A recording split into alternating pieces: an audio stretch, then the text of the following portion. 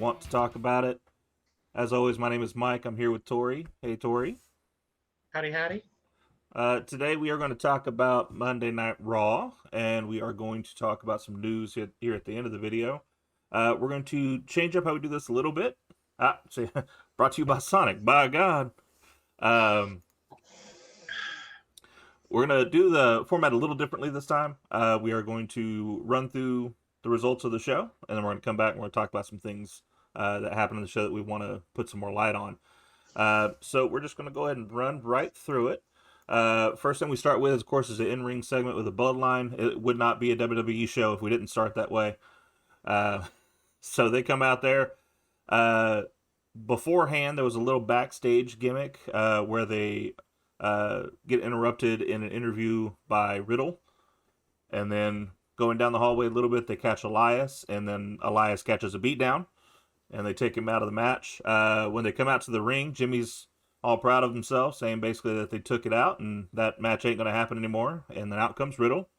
Riddle announces his new tag team partner, Kevin Owens, which I find funny because that's the guy that took out Elias's little brother. So I'd like to see what that's going to happen next week. What the hell? That was so stupid. Uh, Anyway, you moving on. play it right and it's fun. So it ended up being the Usos versus Matt Riddle and Kevin Owens. Kevin Owens started off with Jay pretty much right off the bat, which no surprise there. They did a lot of good back and forth. The Usos were able to retain, though, by pitting Riddle with a 1D. So Kevin Owens chased off the Bloodline. What ended up happening, which was more like the match was good, but more importantly, Sikoa got to shine. So as KO takes the Usos out of the picture and chases them backstage, Sikoa turns around, comes back, takes Riddle, and just beats the brakes off that boy. He did him like he stole something. Did a hip attack in the corner with a chair wrapped around his neck. Did the Samoan spike. Just beautiful stuff. And then hood back up and walks off. So we'll come back to it. Did you notice him looking up several times? Yeah, it was totally an Umaga homage. It was nice. Yeah. It was very nice. He even did a tweet later that night that was just like, they'll never forget you. And yeah, just very simple, very small, but definitely a good little thing. In case those listening are not aware, we just kind of passed Umaga's anniversary of him passing away. It was Sunday. Okay, that makes even more sense now. Yeah. I just looked that up. Yeah, it was Sunday. Yeah, so that makes way more sense now. Yep. So nice little homage to him. It was really good to have. Then we had a backstage segment with Judgment Day. Rhea Ripley's backstage with Judgment Day. She's talking about the triple threat she's going to have later. Says that when she's finished with the triple threat, then the entire locker room's going to call her mommy. I'm surprised they don't already. The run through segment this week was a poker tournament by JBL. You shake your head. I actually kind of enjoyed it. I like.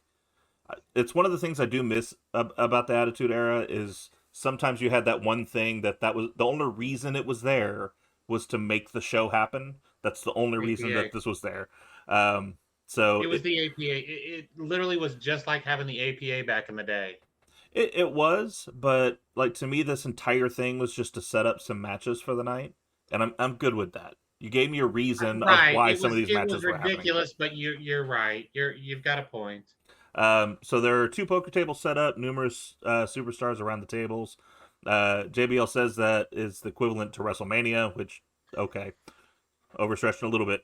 Dexter Lumis walks in, throws a bag full of money on the table. JBL says he wasn't invited, but then he pours out the money and says, never mind, sit down and play. So, obviously. JBL's not stupid. That's right. We go to an in-ring segment with Bayley. Bayley makes her way to the ring. All of a sudden, Becky Lynch interrupts her, coming out through the crowd. Since she's the man of the people, makes perfect sense. I love it. I love it. Yep.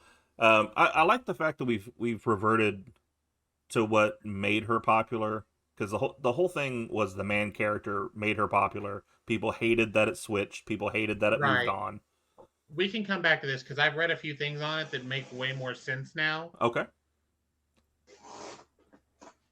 Uh, Bailey says Lynch doesn't care about anyone. Lynch doesn't care about the people or the WWE. Bailey's looking at the bigger picture. Um, some of the things she says in here actually, that's the one of the things I do love about Bailey is when she does her promos. There's always that little smidgen of she's talking the truth though, Yeah. because like with her always paying more attention to the girls behind her, trying to make sure that they succeed, make sure that they move on. Yeah. Um, it's definitely her looking at the bigger picture. All Lynch sees is herself. Bailey says the crowd has no respect for what she's been trying to do to this place. Lynch says 2/3 of damage control have been successful, and Lynch sees 2 champions and 1 loser.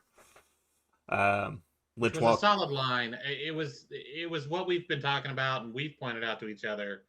Like, they're carrying you at this point, bitch. yeah. After the little back and forth there, Lynch walks off, but Ripley's music hits. Nice little face to face between the two. We're gonna get that match at some point, and when we do, it's going to be absolutely phenomenal.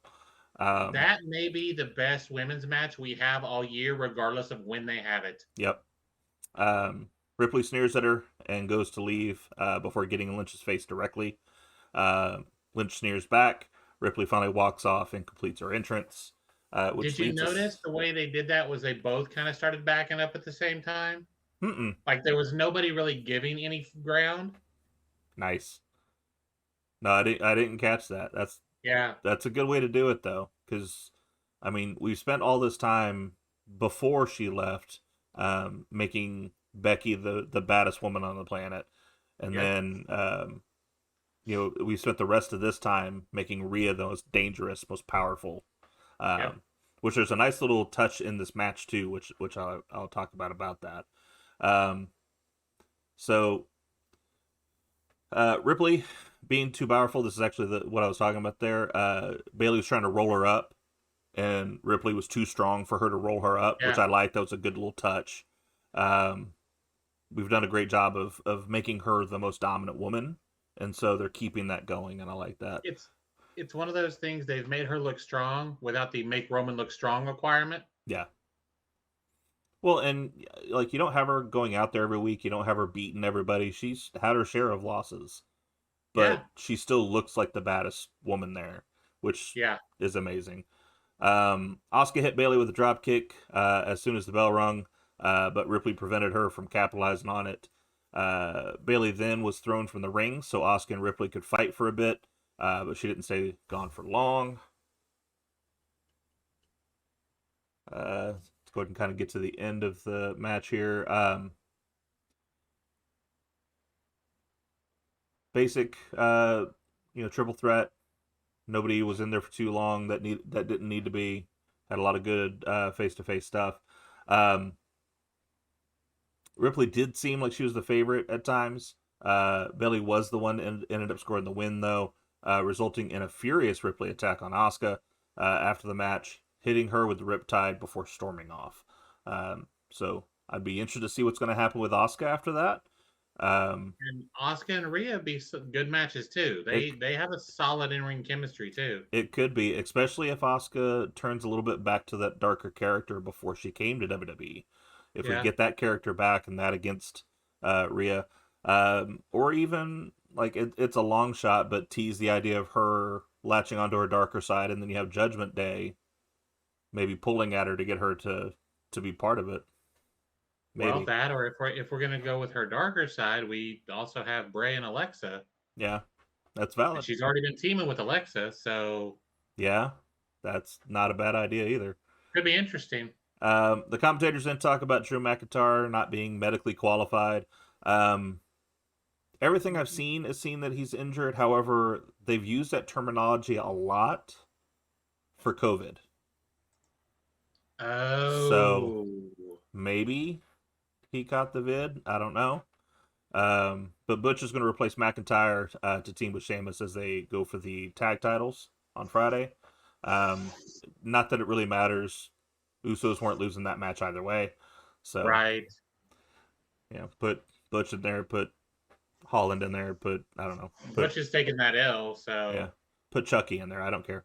Um, he's the same height as Butch. uh, oh, that's horrible. We have an in-ring segment: Seth Rollins and Bobby Lashley.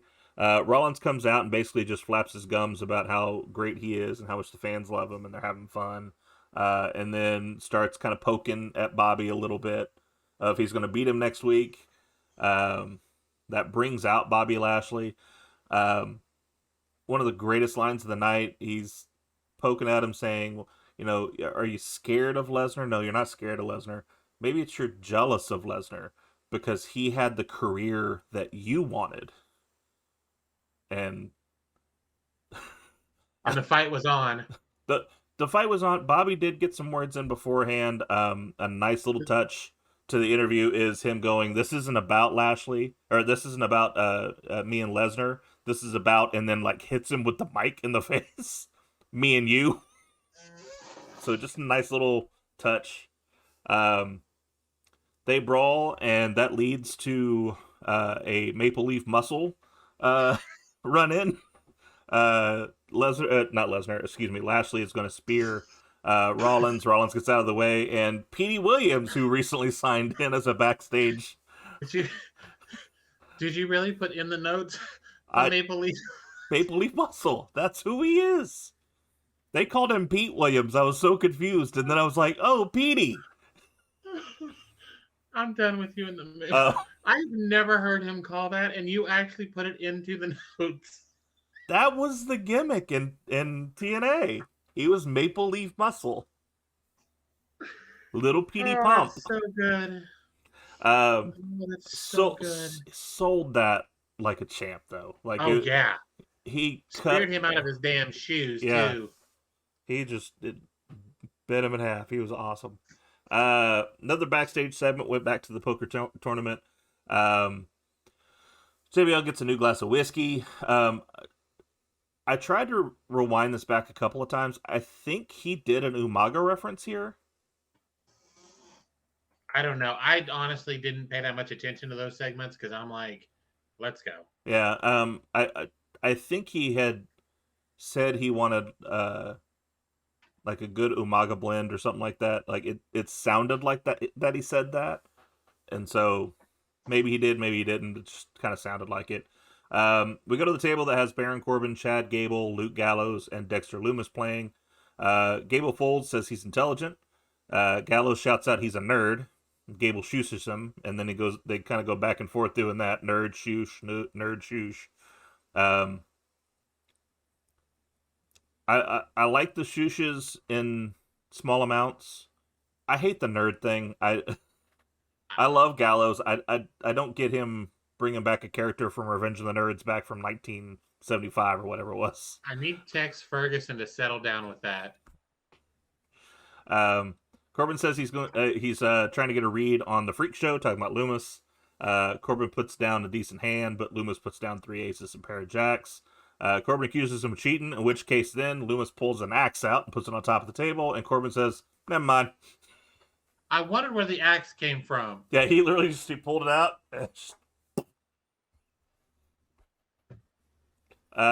It pans over to the other table. We have Akira Tozawa. He's cleaning up. Dominic Mysterio tries to steal from him. The fact that we did not get a lie, cheat, steal reference while he was doing this, that to me is a missed opportunity. However, tried to steal some chips. He threatened him for cheating. JBL says it's classy establishment, and that if you're going to fight, you got to do it outside. So in this small time period, we already have 2 matches that are set up from the segment for later that night. Austin Theory and Mustafa Ali was the next match. We had a little backstage segment that was shown that just kind of led up to this match. Theory saying that Bobby and Seth seem like the old guard out there talking. They're not on his level, yada, yada, yada. Ali comes out. Theory does make some good points. He said, "Why should I be worried about someone who's been beat down every week?" God. But this is what we talked about, I think, the first episode. Yeah. Like, what are we doing with this dude? Yeah. Well, and then tonight it gets even more confusing. Um, so champion asserting his dominance early, overpowering Ali. Ali does have some good comebacks, and they do get some good back and forth. At one point, Theory though, it looks like Ali's gonna start to get the upper hand, but then here comes Dolph Ziggler out of nowhere and super kicks Theory, and then Ali's looking up at him like, "What the hell, man?" And kind of pushing him around, and then Austin Theory jumped them both. Yeah. Jumps them both. He tosses Ali out, um, and he's pretty much out of it at that point. And then Dolph Ziggler gets an A-Town down, and then Theory stands tall. Weird. Like we're paying How many off people are something. we gonna have in this title picture? So I'm fine with that because of them trying to make the U.S. title the title for Raw. I'm good with that. Are we gonna get But like Ali and Dolph now? I don't know. Like that's Well, the weird thing. Like where this goes from here, because we're paying off a story that started like when he first won Money in the Bank, and we haven't referenced it since. And now all of a sudden we're just like, you're an asshole. Like right. Well, and I watched most of this match. The biggest thing that stuck out was that botch, and we can come back oh to it yeah, yeah, that was because definitely that was whew. definitely a scary moment. So anyway, Ali gets the win by DQ. I mean that does give him right for another match. Maybe that turns into a triple Right. threat with all three of them. I don't know. Wait, did Which no? Well, no. I did Ali win by DQ or did Theory win by DQ? Because he attacked Theory. oh, you're right. Notes I got here from a source I don't know if I want to say because I don't want to get them any heat. But uh, yeah, If I mean that unless they're makes sense. counting him pushing Ali down first as Maybe. if that's the case, that's so stupid. Yeah. Regardless of whether he won or lost by DQ, he still has some right to say, "I deserve another match. I deserve another shot." Right. So we'll see where that goes from here. But we're back to the backstage. This time we're not watching the match though, or watching the tournament. We're just watching JBL talk on the phone to somebody. We don't know who. But Miz comes up and says, "Hey, I think you made a mistake. I'm not in your tournament here." Oh, you know what? You're right. I made a mistake. Just it's I think it's a $5,000 buy-in. Was what he 50. was saying? Was it 50? 50 he said 5 bands, 10 grand a band. Okay. Um, for you to buy it in, just hand me the cash and we can move on. He goes, you know what? I've had some money problems recently, and so I'm good for it. They do some negotiation back and forth. He goes, no, like everybody paid. You got to pay to get in here. He says, here, take my Rolex. JBL takes one look at the Rolex and goes, that's fake, man. It's ticking, not gliding. The Miz looked offended. Yep. Miz was stunned and then just walks off. That look of I'm offended on the Miz's face was so good. Yeah. And just like I give JBL flack a lot. I do. However, he is good at just kind of saying things once in a while. I wonder if that wasn't something he planned to say. It's not real. Right. I if it was something he didn't plan to say, or if it was just we're gonna do this, we'll just wing it. Yeah. And he hit him with that, and Miz was like, "You bitch." Well, and I like specifically he mentioned the ticking because that's the whole thing with Rolex is they don't tick, they roll. Yeah, they glide. That was hilarious though. It was a good little segment. That's what I'm saying. Like I like JBL in small bits. Don't get him out there talking for 30 minutes, because then we're gonna bring up the Mexican border. First match that was caused by his tournament though, the OC versus Alpha Academy and Baron Corbin. Apparently, Mia Yim is still part of the OC because she comes out with him. Her with them. AJ Styles and Corbin got into a disagreement from the poker game, which then caused cards fell out of Corbin's sleeve. That's right, because Corbin won a game, but he was cheating. Now we know how he won all that money in Vegas. That's right. A textbook 6-man match, kind of like we talked about earlier with a I, textbook 3-man. It I didn't care. yeah. Well, I didn't necessarily care about the match, but it wasn't a bad match. It wasn't a great match. It was just a normal 6-man It match. was a match. Yeah. There was some cool little things I liked in it. The ending sequence. Let me catch it here. So, Gable slides out of a slam and picks the leg for an ankle lock on Anderson. Which Anderson and Gable both amazing technical wrestlers. Anderson doesn't get to show it off very often because he's normally just like the beat down or being beat down guy of the He's the tag team. road dog of this team. But he's a really good technical wrestler, and so the pick was really smooth. It was a really smooth little transition that they did. Anderson knocks him away though, but Gable jumps off the ropes. Anderson counters that into a spine buster, which I love his So spine pretty. buster, and covers. But Corbin breaks that up. Corbin hits Styles with a backbreaker, really sick looking backbreaker too. I got to give him credit on that. It looked really clean. He hit Um, that deep six earlier in the match too, and I'm like, that shit is so pretty. yeah, that should be his finish, but that's a whole other thing. Um, he then elbows Gallows. Corbin goes for the out and then in clothesline, which I love how this transition worked because he went out, went in, and then got hit by a forearm by AJ Styles. Like, just perfect timing. AJ's so good and smooth in the ring. Um, Right. Otis then attacks Gallows and hits a scary exploder, and lifted him with damn ease. I don't know if you saw Oh, that. Otis, I didn't. Otis is a hoss. He literally, he grabbed the leg and just effortlessly picked up Gallows and then just tossed him. It was so good. Doesn't surprise me at all. Um, Styles then hits Otis with the phenomenal form, which Otis then sells perfectly. Like, he gets hit and just timber. Like, I don't think he gets enough credit for what he does in the ring. He doesn't. He's good. He's not the best, but he sells well and he tells a good story in the ring. Yep. If they could sit him down and have him watch all of Mark Henry's matches, like around the Hall of Pain period, and Yeah. if he could just adopt that, And I think it'd be he great. needs to come out to that music too.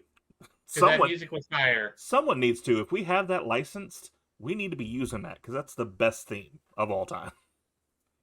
Um, Gable then turns Styles inside out with a German suplex. Gable rolls up Anderson for a near fall, and they trade blows before Anderson hits an uppercut.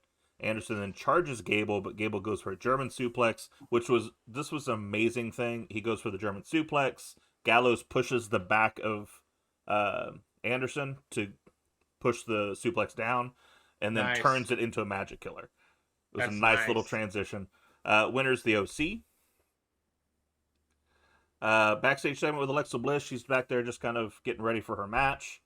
Very small little flicker of the Bray Wyatt logo behind her. And Lily's back.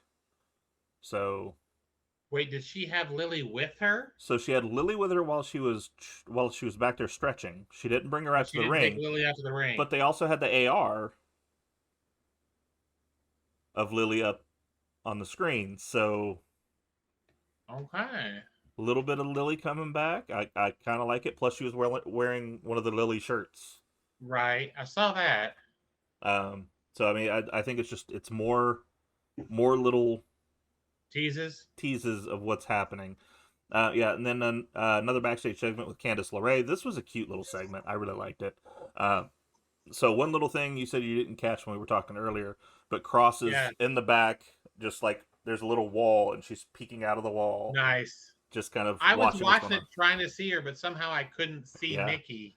But he's backstage. So Byron Saxton's back there with Candice. Candice says that she's a new mom, and she's got a lot to fight for, and so she's going to take on EO next week. Johnny Gargano and Dexter Loomis walk up and mention that they made a lot of money, and then shows her what's in the bag. She starts to drop an F-bomb, and then Johnny quickly covers her mouth before she says it.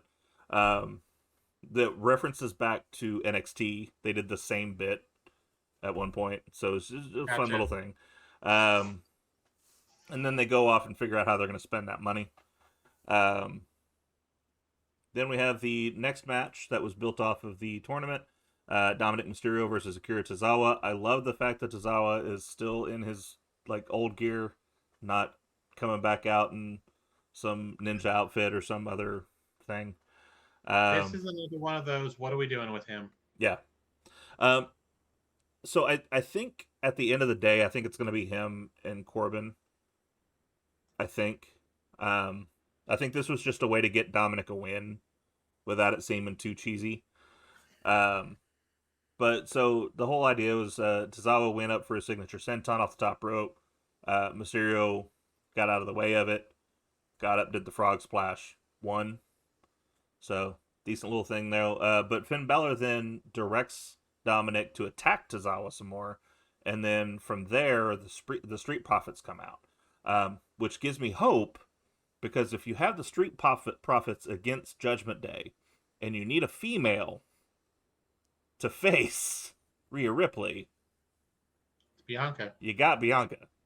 So maybe little That may be seeds, how we get Bianca Rhea at the Rumble. maybe. Um, Then we have our main event: Becky Lynch versus Alexa Bliss versus Nikki Cross. Cross ended up just kind of leaving, which I enjoyed, just to watch them fight for a little bit. Okay. I think they could have done it better, just because it to me it harkens back to War Games where she was sitting up there just kind of watching everybody do stuff. If she would have just got up on the top rope and just started swinging her feet, See, that's kind of what I was thinking. Because didn't she get out of the ring? yeah, she totally got out of the ring and just started watching. Yeah, no. I was seeing her perch up on the top rope or something. Yeah. Do the old lay across it or something would have been hilarious. Yep. She did try to get back in. Becky Lynch hit her with a baseball slide drop kick. Cross used her unorthodox style of offense to take up both women right before the commercial break. Becky then began to dominate when we returned. All three of these women, with their own unique styles, are very versatile. That allowed them to have fun, little encounters through this whole match. So these are from Cage Side Seats. I do agree with the person that wrote this, though. I did like the first match better. There seemed to be a lot more aggression, seemed to be a lot more Right. action during the first match. Obviously, we had to do this one as the main one because it's Becky Lynch, and she's the draw. I get it.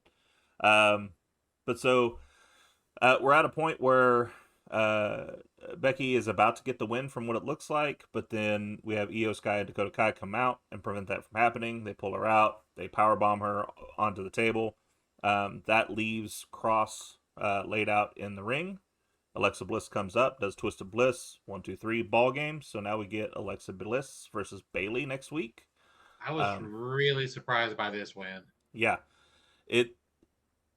So I figured Bayley would win. I figured that, but I did not think that this was a match that Becky would lose. I thought we would get the two horsewomen.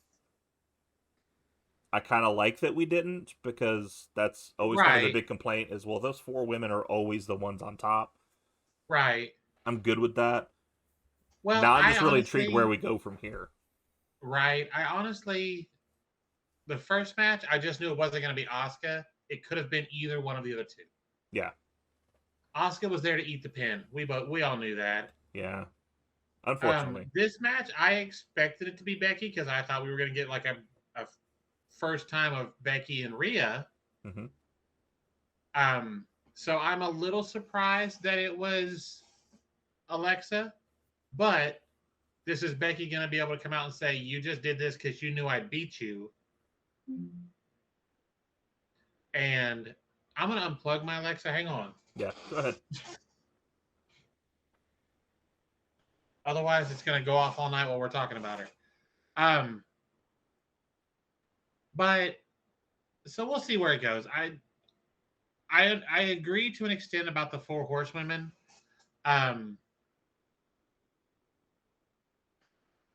With Becky having been gone, Bayley was on the shelf. Charlotte's not there right now. Sasha, we're not even sure if she's with the company anymore. Yeah. I don't hate the thought of a Becky Bayley. Yeah. So, I think we've done enough to establish other people. If we could get a decent champ on SmackDown, we'd be even better. Yeah. But so I for one don't understand all the hate. I never have. I get that they pushed them a lot. I get it. However, all four of them have never had a bad match together. Oh no, I agree. I definitely think a lot of it is it's the John Cena Roman Reigns syndrome. Yeah. We're having them shoved down our throat. Becky did hers relatively organically. When she came out with the man gimmick, Mm-hmm. the crowd just fell in love with her. Yeah. Even more so. Becky is an amazing story because, like, if you think about when the Four Horsewomen started, Becky was the one that was the leftover. Yeah. Bailey was the fan favorite everybody loved. Charlotte was the legacy prodigy. And Sasha was the Sasha was the boss. heel that everybody hated. And then you just had Becky. And then you And had yeah, and then one punch to the face changed literally everything. people can hate on Nia Jax all they want to. She literally gave Becky an amazing career with one shot. Absolutely. And it's not so much the punch; it was Becky's response to it, and then her standing on the stairway with her arms out, like, "What, bitch? Mm-hmm. I'm gushing blood, and I don't care." And it shows how good of a mind for the business that she has. Because I mean, obviously, we don't know the script, we don't know what she was supposed to do, but the rest of the SmackDown team at that point walked to the back and were gone. And she had that No, moment. they went up the stairs too, but they went on up the stairs and were gone. She was still standing Well, there. no, that's what I'm saying. They Yeah, left. So, as far as we could tell, that was the plan, is that they were supposed to just turn tail and run. And she had that moment of, no, no, this is going right, to be beautiful. And then she just did the pose, right. and history's written. Yeah, She's it the was very much one of those moments that I remember watching the show when yeah. it happened, and she took that punch and just blood, and I was like, oh fuck, and she just kept on fighting, and to her credit, I don't remember her like giving a receipt for it. No. You know what I mean, though? Because normally something like that happens. Okay, you've got a receipt coming at some point. Yeah. It was the receipt her going through that "oh my ass" gimmick? Was that the? Because that was so terrible. No. But No, get it right. My hole. My that's what it hole. was. That's what it was. That was so terrible. Oh God. But memes for I days, just man. Memes for days. Becky has she definitely has a mind for the business, and when she's Yeah. finally done, if they don't keep her to run the women's division, I think a lot of the hate for the Four Horsewomen comes from Charlotte. It does. And you know, the thing is, I think right now you have the best way to see the overall picture is you have Charlotte, who immediately walked in and was Rick's kid and was saddled with Rick and was shoved down our Yeah, throats as Charlotte Flair. You have Guerrero, or not Guerrero, excuse me, Mysterio's kid, um, yeah. who was brought in as Mysterio's kid, was saddled with Ray, and everybody hates it. You have The Rock's kid, and everybody hates that too because they're like, well, why doesn't she just say that she's The Rock's kid? Second generation, third generation, any generation of superstar, they can't win regardless. No. Because no matter how you do it, there's going to be fickle fans that go, but why are they doing that? Well, and I appreciate that Ava Rain is doing it that way. She's doing it with a different name. Now, when she comes up to the main roster, the gloves may come off on that. Yeah, Because, and I think they should eventually. but I personally like it better the way she's doing it.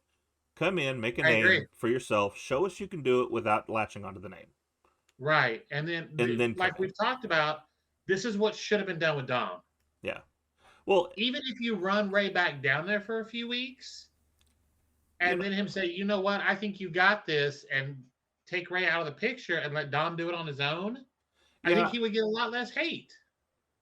Well, I think, I mean, I that may be one of the things that I do as a video on my own at some point. I think I have a story in my head that's better for how to bring Dom in than what they did.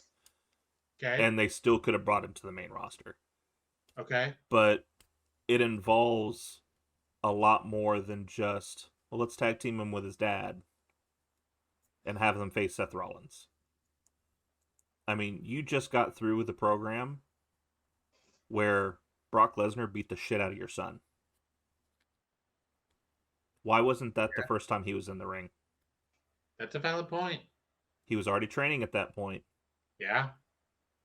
Bring him in and have Lesnar just beat the shit out of him.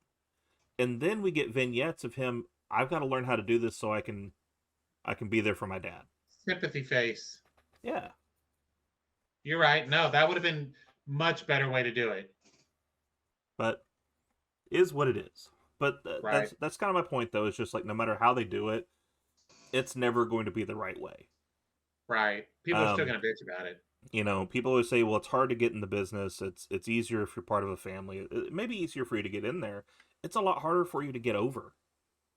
It's hard for you to make. I mean, Natalia is, and part of the problem was, and I hope that this changes because of the new regime.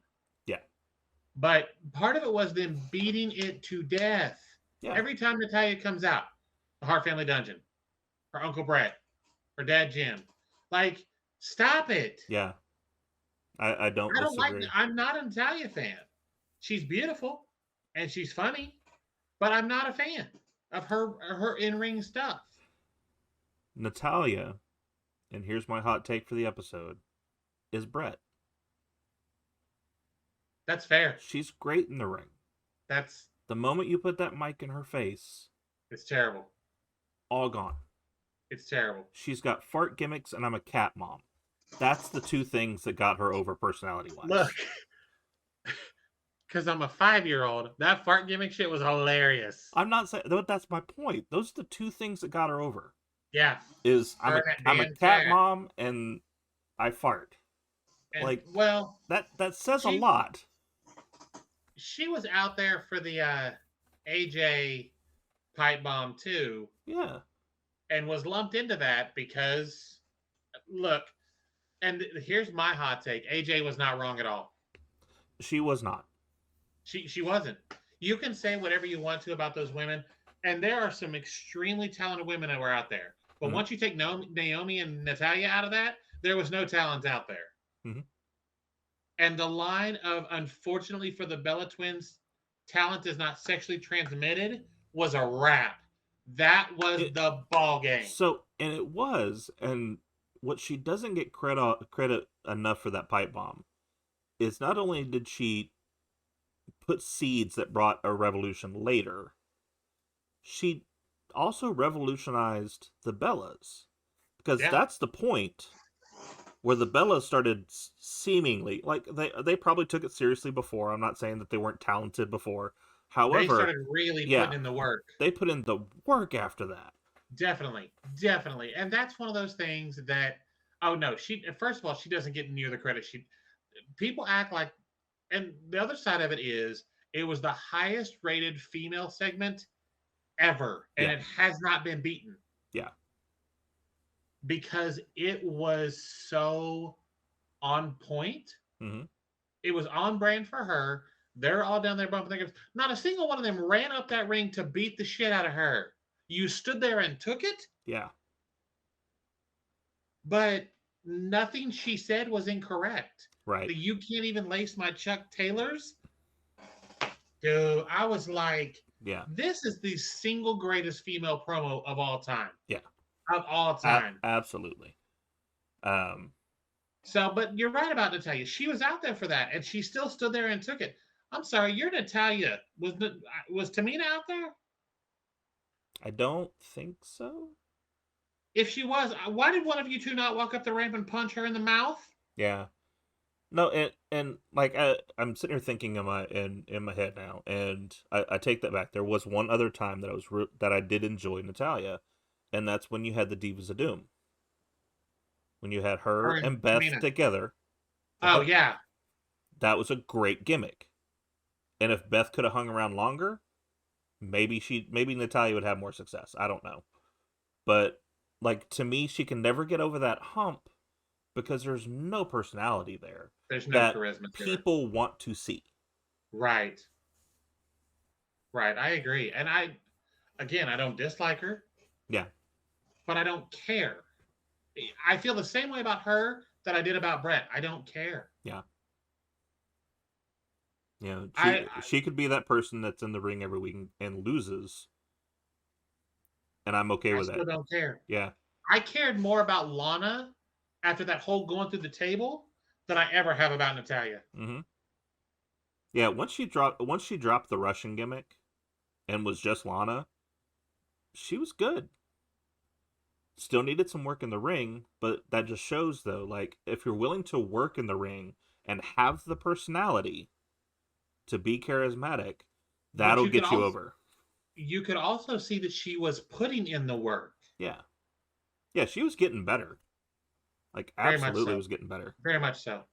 Um But so I get the hate for the Four Horsemen. I do think a lot of it is Charlotte. I yeah, really do. Sasha's been a heel and a face, and everybody she's great at both. She can play either one of those seamlessly. she can. And I think that's the only hate I've ever seen about her is that. And that's she kind of became the big show with that is she's constantly turning Well, face and then turning on whoever she's with and then right. turning face Well, and I mean, I think she's a better heel. I think it yeah. fits her personality and character better. Yeah. Because I mean, she snatched a girl's headband off in NXT and made that little girl, and I felt so bad for Izzy watching that. I'm Yeah. like, that shit was savage. Side point: if you're not seeing Izzy on Twitter, you're missing out. I am. Yeah.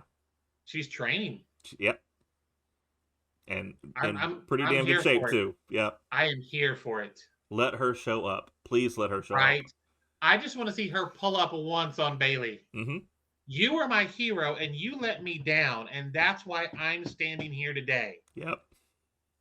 If she does not pull up on Bailey at least one time before Bailey retires, we've missed Yeah. a golden opportunity. Yep. Same thing with Sasha. Hey, remember me? And if nothing else, when Bailey says she's done, that should be her retirement match. I agree. If Izzy works out and she's good, and I'm sure she will be. The few videos I've seen, she's putting the work in. Then having her be that last match, Yeah. it's just poetic. Oh, absolutely. The reason I'm And here is then because of you. I'm going to take you out of it now. yeah, that and she definitely at some point, her and Sasha, and you show that clip one time, everybody's gonna know who she is, Mm-hmm. and that if she's any good, that match is gonna be amazing because of the storytelling. Yep. And then we make sure they win the tag team gold with Angry Miz Girlface.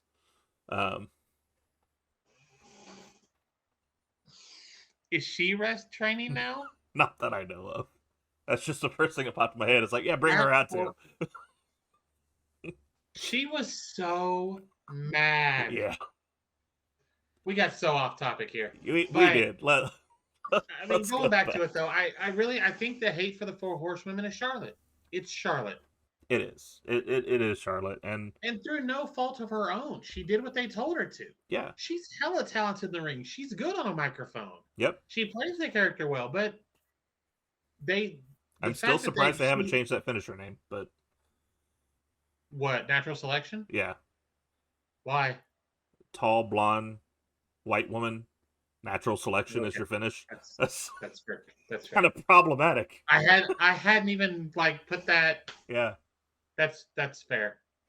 Yeah, we might want to. But nobody said nothing yet, so let's go. Let's just stick with the figure eight. Yeah. I don't have to edit out a joke, so let's stick with the figure eight. Yeah, let's go. But I mean, Bailey was the one that got left behind in NXT because Becky got over with that steampunk gimmick that everybody loved. Yep. And then that one punch changed everything. Yep. So I just Bailey Becky, I'm good with. I think it'll be a great match. I think there'll be good storytelling. They can both talk. I see no downside to that. Yeah. From the first match, I'm curious to see what they do with Asuka and Rhea one-on-one because they've had good matches. I I mean, at some point, I want Rhea Becky, and I think that's going to be amazing. I think that's a build up thing. That's a That's a mania WrestleMania. thing. Yeah, that's a Mania. That's one of the big four at the very least. That's not Yeah, a 100%. let's blow that off on a Monday night. So we'll build up to that, I'm sure, But so next week we have Bailey Alexa. Winner gets a shot at Bianca. at some point in the future. I'm gonna guess it's before Rumble Hmm. because they're gonna want her in a high profile match for Rumble. Yeah. Because I don't see her dropping the title. I'm hearing the last I read somewhere was Charlotte winning the Rumble, which please God no. Well, I think we talked about it on one of the last episodes. I'm okay with it just for the fact of Bianca has the ability to say, "You're the last one. I need to Yeah, beat you," and that in of itself will be a good build to Mania. yeah, so I'm good with that. She wins Rumble, runs her mouth about how she's going to dethrone her, and go, "No, no, no! I beat all three of your girls. You're You're the next." last one. You're the last horsewoman. Yep. Um, so Alexa's they've got a lot they can do with Alexa. Yeah. That'll be interesting. Yeah, she's got a whole story ahead of her, and I'm here for all of it. Yeah, I can't wait to see how they play this off because, like we've talked about, I in my head I see like three different ways that story can go, and all of them are good. So right. whichever way I we do don't. it, If they put her back with him, I need them to do it and make her, when they were doing it during the Thunderdome era, it worked because you could do all those camera things you can't do with a live audience. yeah, Um, but if they put her back with him, I want to see a little edgier Alexa. I want to see her go out there and hurt people. that's kind of what I'm hoping to. And actually, regardless whether it's she goes back with him or she just starts turning darker, don't give me the spooky.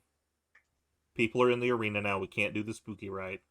I don't Right. want cinematic matches every pay per view. I want to see them in the ring. Yeah, just have her go out there and just, the most spooky give me something you can pull off, which is that she's not affected by the pain. Have My her. concern with that though is what they're doing with Liv. So I think that's a little different, and I think Liv is being a female Foley, and it's not that it doesn't affect her, is that she just doesn't care. She likes it. Yeah. So I I think mean, that's a little different, but just having her go in there and be a superwoman, essentially, like put her in the figure yeah, eight, for instance, and she just sits up and socks her in the mouth, like or she laughs. yeah, just something. Um, well, and I will say, like, I was a big Foley fan pretty much always. I liked Cactus Yeah, Jack, but one of those moments that made me really into his characters more was the Hell in a Cell and that smile on his face with a tooth in his nose. yeah, It wasn't anything big, but he just had that sinister smile with a tooth lodged in his nose and a hole in his lip. yeah, And so something like that with Liv, like when she had the thing Friday, she's like, "There's three of you, one of me." That seems fair. yeah, I'm here for that. yep, absolutely. So, like I said, the Street Profits coming back for the Judgment Day. Okay, Street Profits against the Judgment Day. Any combination of those three is a good match. Yeah, it is a good match, and those two boys have been putting in the work. Like, Oh, Angelo and yeah, Montez. because Oh yeah, Angelo's lost a gang of weight. Montez is in massive shape. Like, he has got himself all sorts of cut. And I don't know if he was doing that while Bianca's doing her thing. They were just doing it together to see who can get more ripped. But, you know, right. um, I referenced it before and I'll reference it again. More cut than Marty Jannetty's face. I mean, just.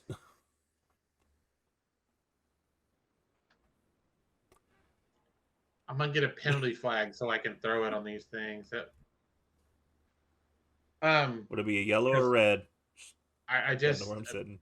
there's a bunch of jokes that I want to make, and you'll end up editing them all out. So, um, no, it gives the Street Profits something that matters. Yeah.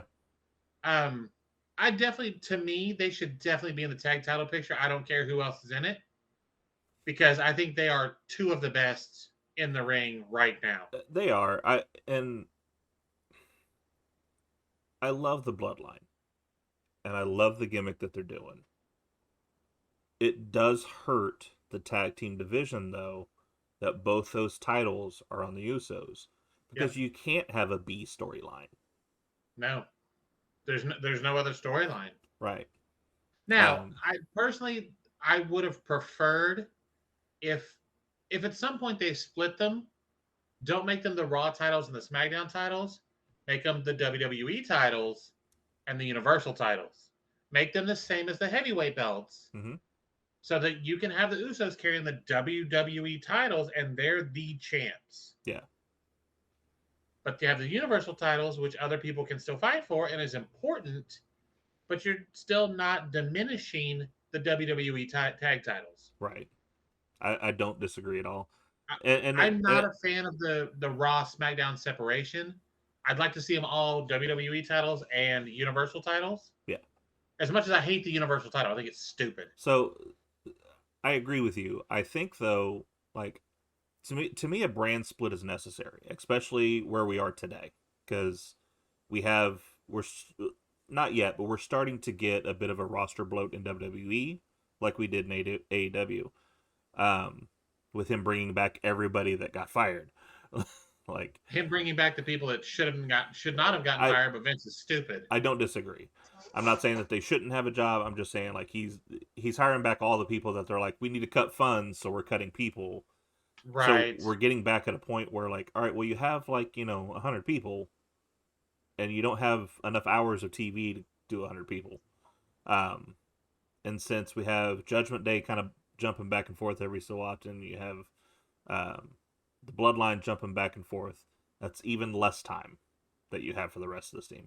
So I do think having the brand split's fine, but I agree with you that having a Universal in WWE makes more sense because then when drafts come around, it's not as awkward if a champion gets drafted because you have these moments in the past where like a great example to me was you had Usos on I think it was Usos were on Raw and New Day was on SmackDown, or maybe it was vice versa, and they both got drafted to the opposite side, but they both had the titles, and so they had this awkward like, here you take those, I'll take those. Right. What? Like that It's one of those makes that, no yeah, sense at all. just take the titles with you. Yeah. And so if it was Universal and WWE, it wouldn't matter. And That title it's then one of just those goes. it's one of those that moving the one title for the other around doesn't hurt anyone. Right. If whoever has, let's just say AJ has the world title, Roman has the Universal. Mm-hmm. We do the draft, they switch shows. Just take the title with you. Yeah. Like it doesn't have to be a Raw or a SmackDown specific title. And I think that's the problem. Now, the one problem here is the women's title. How do you do that one? Do you Yeah. do the same thing? I personally was a bigger fan of the WWE title and the World Heavyweight Championship Mm-hmm. when we had that, the Flair's old belt. Yeah. Was Which, the old WCW belt, wasn't it? yeah. Well, Tripp's in So, charge now, so I mean, there's no telling that might not happen again. right. I don't have a problem with an undisputed champ like this, but there needs to be we're going to do this match, winner takes all, but then we're going to do this to take that title off, not quickly after, but soon after. Yeah. If we do it at Mania and we have a winner takes all, okay, cool. But then you've had a show where he does double duty or something, duty. Told you I'm 5. And he loses one of those titles. It's not going to hurt him any to do that. Right. So, especially if it's somebody they're having 2 matches in a night or even 3 however you want to do it. If you're going to do it, say he has them both before the Rumble. He loses both of them at the Rumble, and then he turns around and gets in the Rumble and wins it. Mm-hmm. Like, whoever you want to do that with, however you want to do it. But then each show has their main title. They have their secondary title, which you can still make important. They have their tag title, their women's. Like, I personally feel like the tags and the women should be one title. Like, there should be one set of tag titles, one women's title, and the champ just bounces back and forth. So the problem I have with that though is if we're going to keep a brand split, then if the main story for that title is on SmackDown, what are they doing on Raw? Making some other title important. Like the Intercontinental and US, keep one on each show. Yeah. Perfect. Okay, So if so with that then, okay. So if that's the case, then both those divisions need a secondary title. both Women, what divisions? women's and tag. Because if we say tag is a universe, like has a world champion tag team, and they can go back Okay. and forth. You have a women's world champ, she can go back and forth, and you have a heavyweight world champ, can go back and forth. Then every division needs a secondary title, And we already have the US and Intercontinental, which are on each show. right? So do a women's Intercontinental and do a tag European titles. But We to can an bring back extent, the old tag US titles. something like the All Atlantic title. Yeah. Like, call it whatever you want to. But like if the IC title is on SmackDown, then the Intercontinental Tag titles are on SmackDown. The women's Intercontinental title. There's no reason they can't be interchangeable things. Right. And they don't always have to be interchangeable things, but you can keep them relatively separate. And I personally, to me, it's one of those. So here, the way I would do it, and it's going to sound kind of convoluted, but so let's just use the horsewomen. Becky's the champ. Bayley has the women's Intercontinental. Mm-hmm. Becky is a Raw superstar. When she wins it, it's a SmackDown. Well, then Becky loses the women's title to Charlotte, who's a SmackDown superstar. It moves Becky to SmackDown. Mm-hmm. So basically, you're going to continually have these rotations. It's not going to happen all the time, but you're going to have options for fresher storylines. Right. And there's no reason you can't at some point. There was a trade back, or they won a title that gave them the option to go back, and you know what I'm saying? Yeah. No. And that way, if you had some long storyline, you can still pick that up. Yeah. No. All that's fine. I'm good with all that. My only concern was like, so Becky's the world champ. Becky has a thing with Asuka on Raw.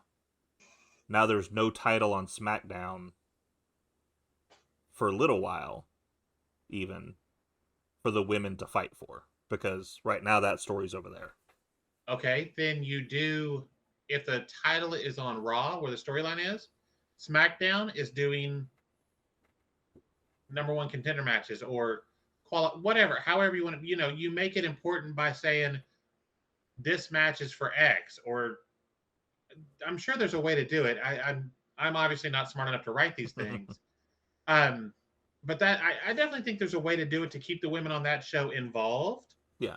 But you're still going to have other stories that aren't centered around the titles, but you have the option of moving people and the title back and forth. I think it keeps it from getting stale. I don't have a problem with long-term reigns as champion. I'm not a fan, like the Usos have had the tag titles for 500 something days. At what point am I supposed to believe they're actually going to lose? Yeah. You know what I mean? That's where my beef comes in. And the build up for that, like the payoff is going to end up being great because of that. Because at some point it's like they're not going to lose this. At some point you stop doubting that they're going to win. I'm and already then there. They lose and it's like, oh, hell, all right, well, I guess that's a thing now. Yeah, I mean it definitely could be better. Like I said, my issue with the Bloodline right now is that it is kind of hindering that division because right now tag teams don't have anything to fight What do they for. play? I mean, and the fact that we just keep randomly giving people title shots. Well, and I'm fine with random tag title shots. I'm upset that we're randomly throwing people together all the time. That too. Because it's going to be Sheamus and Drew. It's going to be Elias and Riddle. It's going to Riddle. be Riddle and Owens. And okay, When well, we have the Street Profits and Alpha Academy and the OC and the Viking Raiders. yeah, we have all these tag teams, and there's even some tag teams in. If you want to throw some of the new kids up just for one shot and then put them back down in NXT, bring up the Creed brothers just to go, hey, we want a shot. Let us try it. And Right. have them get beat and then turn tail and run, and okay. But at least give I me just someone who I look at and go, well, that's a tag team. right. Yeah, I agree. I the Bloodline's a great game. It's great. Mm-hmm. It's a great story. The Sammy thing has been the best thing in WWE right now. Everything I'm I've read, just he's the reason it's still going. Like, because it's great. yeah. But at the same time, I'm starting to not care about their matches Mm-hmm. because they're not losing.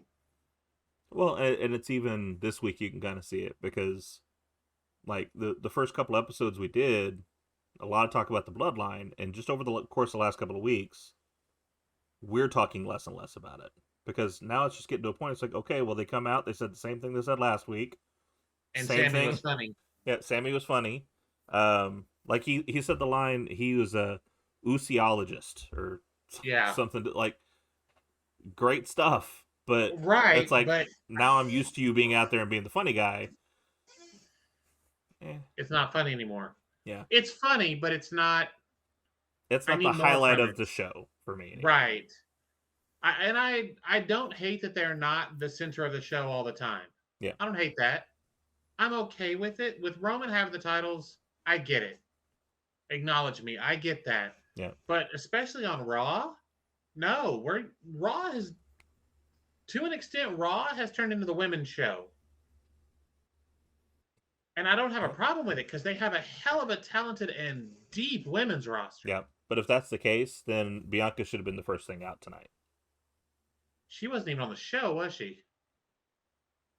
She was on there for a little backstage thing That's that right. I just remember I didn't write down.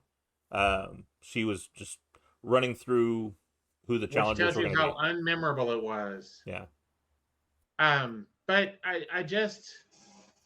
I need more than what they're giving me when it comes to the bloodline because they're not dropping the titles to Sheamus and Butch. It's not happening. yeah. It's just not. Well, and that pulls from what you said, which is like now I don't think they're going to lose. Should they lose to Sheamus and Drew? Yeah, kinda. I mean, if you think about Yeah, it, those former world champs. That's former world champs. You completely have plausible. Sheamus, who has been a great tag team with two different people. There should be no reason for them to Drew lose was that part of the match. greatest group in WWE history in three-man band, the 3 and B, bro. But I'm just we don't do Slay. Look, this is a no Slater hating zone. Um, 3-man I band, love, baby. I love Heath Slater. Love that kid. I still But love him now. right, I just he got kids.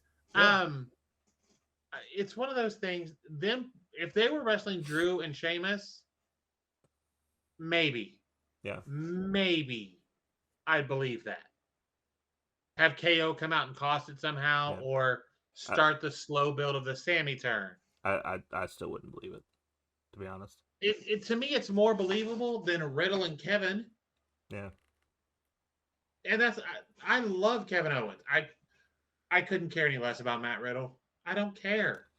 So I think the show this week wrote him off for a while, I and hope so. I'm hoping because you need to bring him back better. Yeah. That's the best part. I don't know He's another not way to bad say in the it. ring, but his moveset's as predictable as Cena's. Mm-hmm. Like, it's bad. And that's part of the problem is the reason Seth is so good is because he's constantly changing things. Mm-hmm. He'll whip a pedigree out of nowhere, and I'm like, oh shit, I forgot he hits that. Yeah. The stomp I expect. I don't have a problem with the stomp. But it's the repertoire up to that point. Seth's is never, It it's rarely the same thing 2 weeks in a row. it's never the same spot.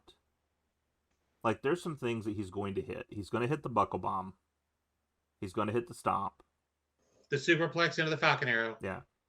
But But it's when he hits them that's yeah, completely different every time. they're mixed up in the match, and how he gets to those positions Yeah. seems to always have a different link to it.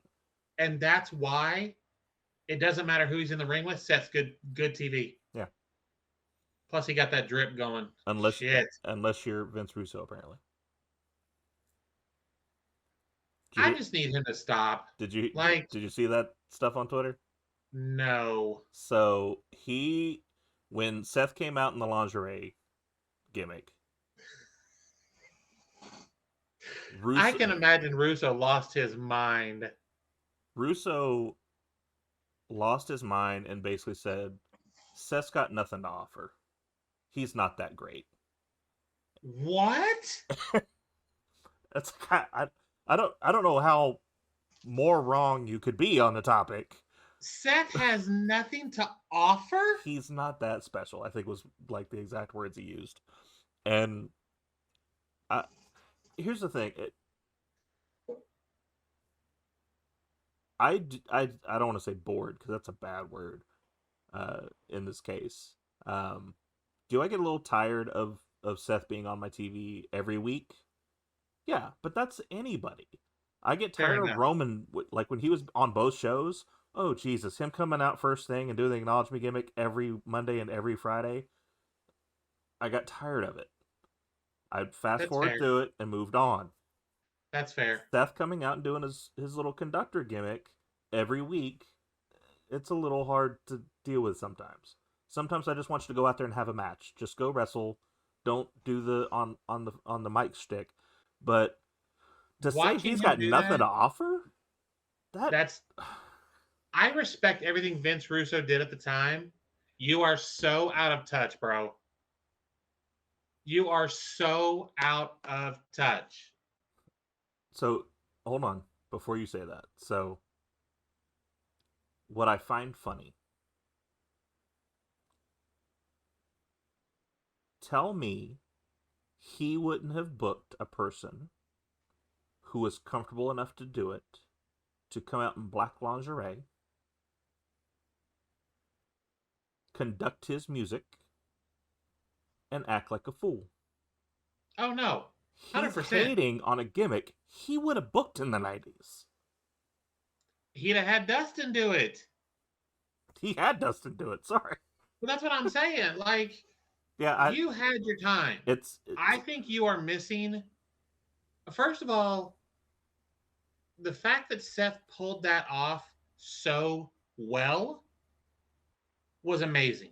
yeah, He was out there, and I obviously don't know if he was comfortable or not. sure He seemed like seemed to it. be. Yeah.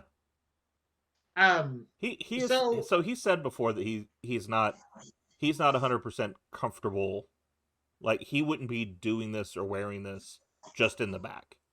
right. It's a character that's out of his comfort zone. But he's doing an amazing job for something that's out of his comfort zone. Yeah, he is. Well, and it's one of those things that it's not representation, but it is for some people. Mm-hmm. It's not a bad thing. It's not. So, like, you've known me a long time. Absolutely. And before I was married, I was a lot more flamboyant. I wore silk shirts. I wore slacks all the time. I had the frosted tips with my hair.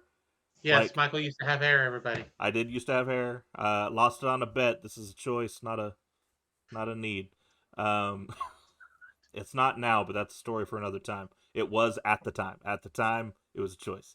Um, but if I was seeing someone like a Seth Rollins out there in his flamboyant clothes, that certainly would have made 21-year-old me feel a lot better about what I was wearing. Because I was Exactly. always anxious, I was always worried about how I was presenting myself, because what's the first thought when a guy wears something flamboyant is Perception. you are less than. You are not as manly. Yep. But you have Seth out there in these clothes whipping people's asses. That's an amazing And representation. If for that, if nothing else but that. yep. But then it's even more than that. And I'm not saying that that's why he's doing it, but if that's what he's doing and that helps someone else, Yeah. more power to him. Hmm. I'm here for it.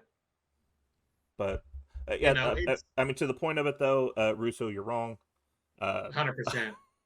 100% wrong, any bro. any company would be lucky to have him. If I was to start a company, that's where I would want my cornerstone to start, Literally, is you with could Seth build an Rollins.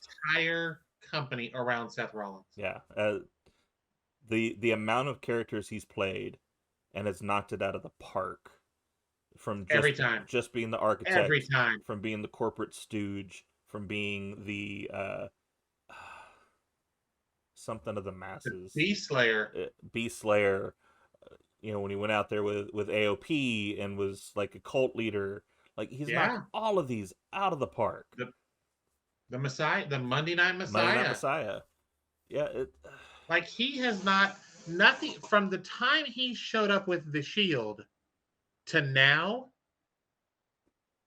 Personally, he's never had a bad gimmick, and he's never had anything that would make me say this is not one of the greatest of all time. yeah. I Like think if we're building a Mount Rushmore in the past 15 years, Seth's number one. I can see that. Uh, I don't know if I'd put him number one, but he's definitely on there. He's definitely he's one on. of the four. Yeah, he's definitely one of the four. If we're Um, talking the last 10 or 15 years, him and Roman,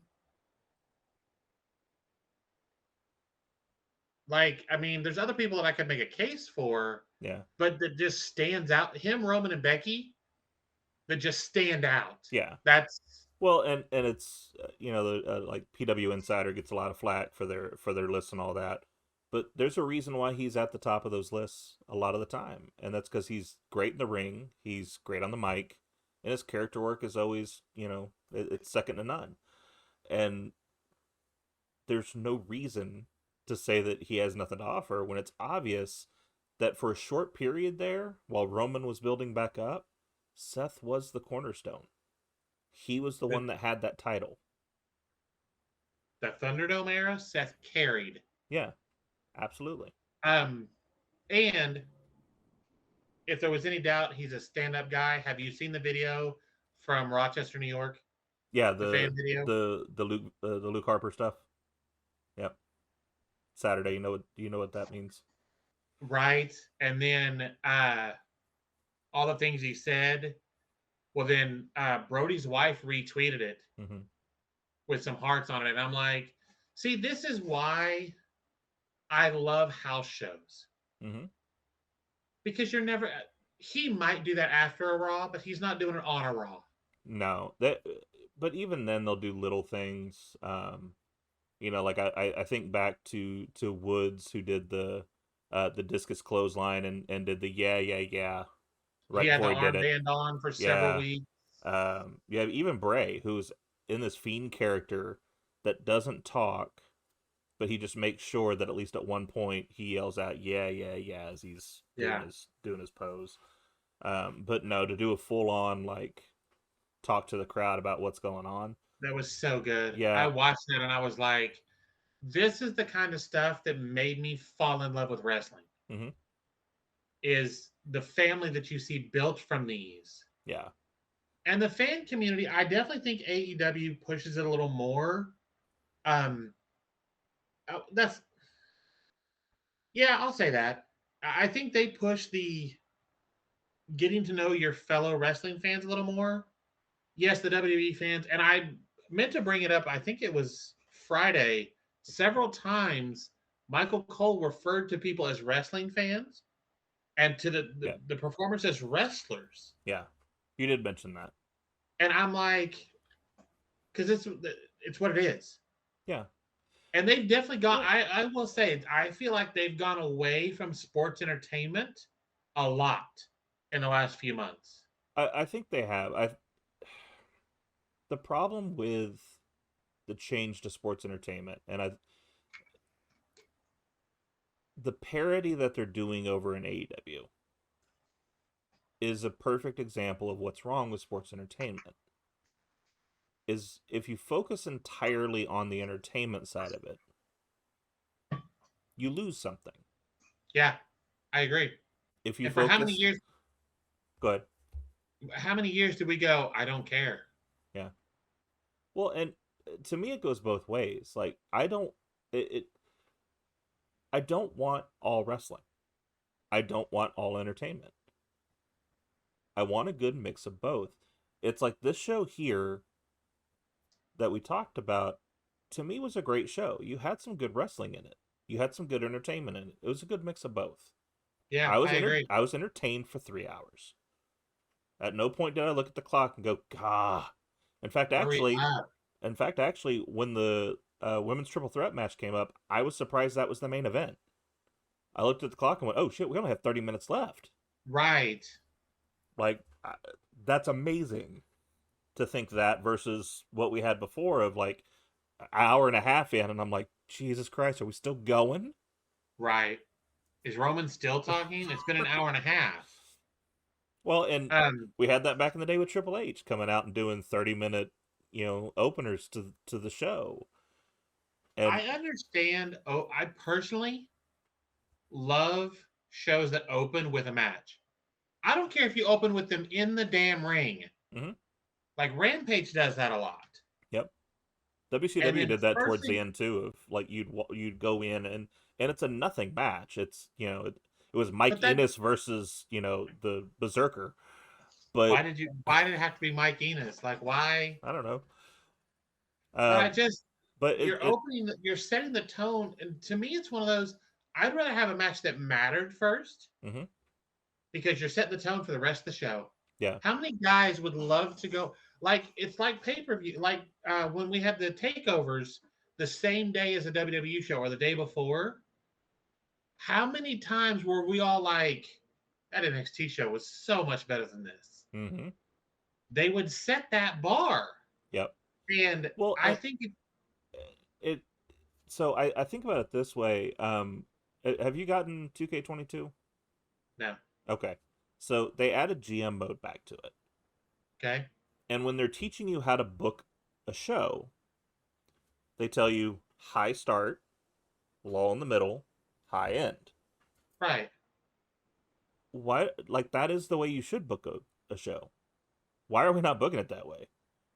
Well, I mean, but honestly, see, and that's just it. I remember, especially when NXT got when we had Gargano, Champa, the Undisputed Era.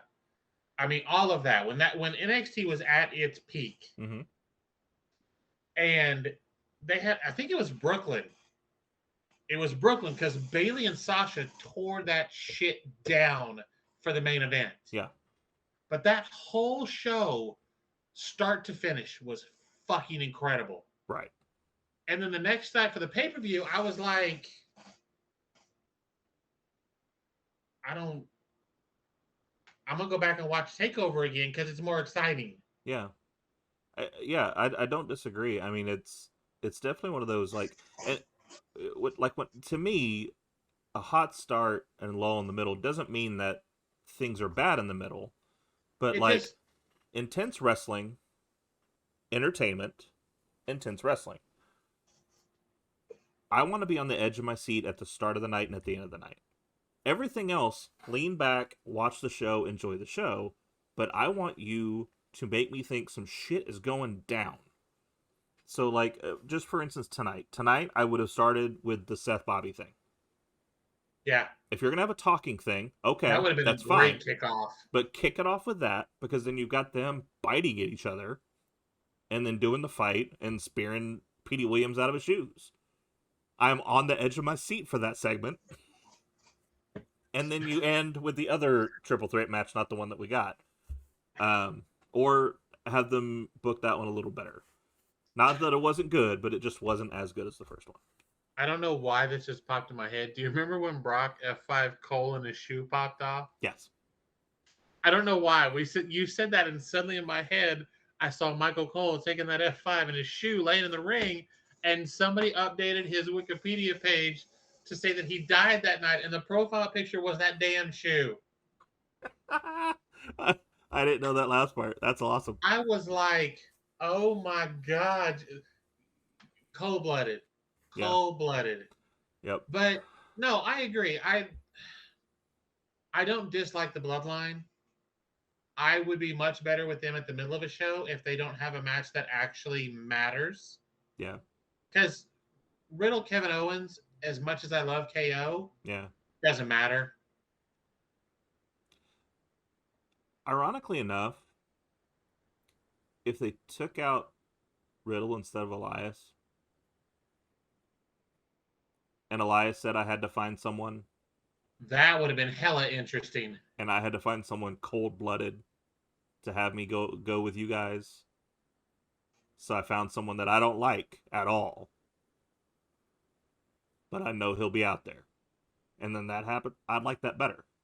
I'd have popped hard for that because I'd have been like, oh shit, we weaving storylines in here, baby.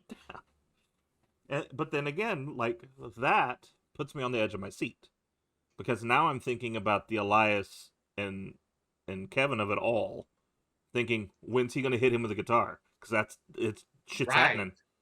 Right. I mean, even if it didn't happen, and then have Elias get laid out by Sikoa, that all makes more sense to me.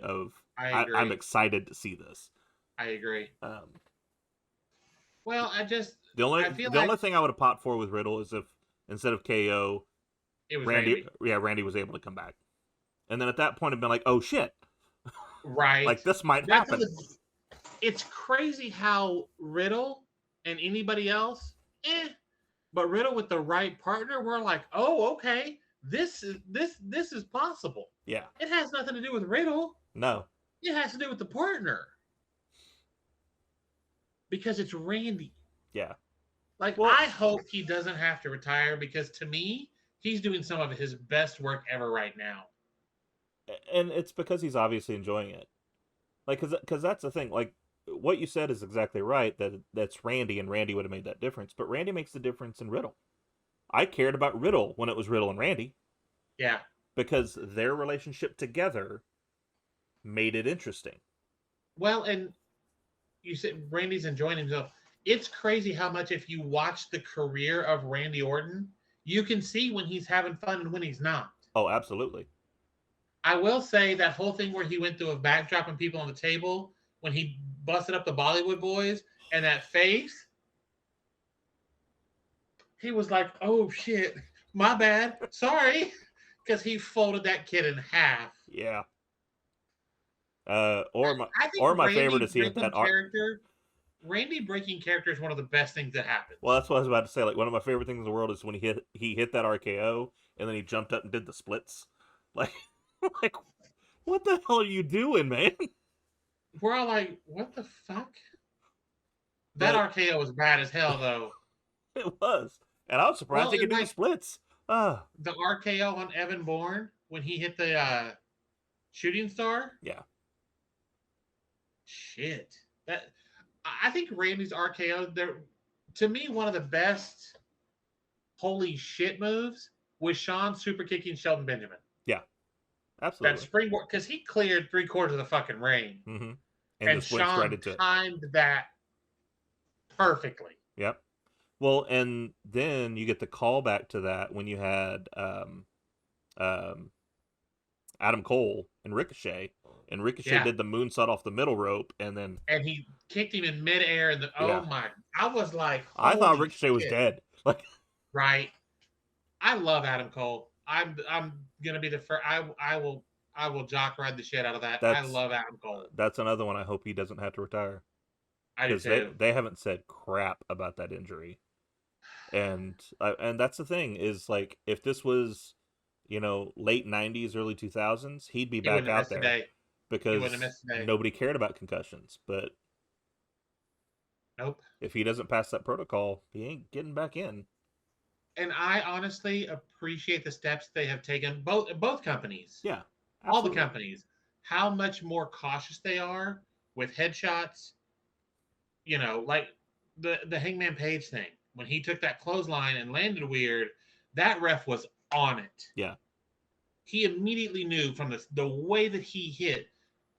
something's Whatever he wrong. said to Hangman, he stopped it right there. He was like, "No, no, we're done." Yeah, And so props to the ref for catching that and going, "Oh, whoa, whoa."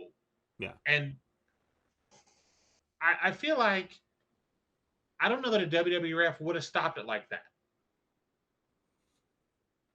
I don't. I'm not saying they wouldn't. I think they would have been more hesitant at first. I don't think it would have been a quick draw like that. I mean, that dude was quick on the trigger. I don't think most of them would. I'll say it that way. Like I know, I don't remember who was in it, but the ref that was in War Games, like there's a couple of times, like the moment someone hit the mat, he was over there grabbing a hand, like Yeah, just like that. Um, yeah.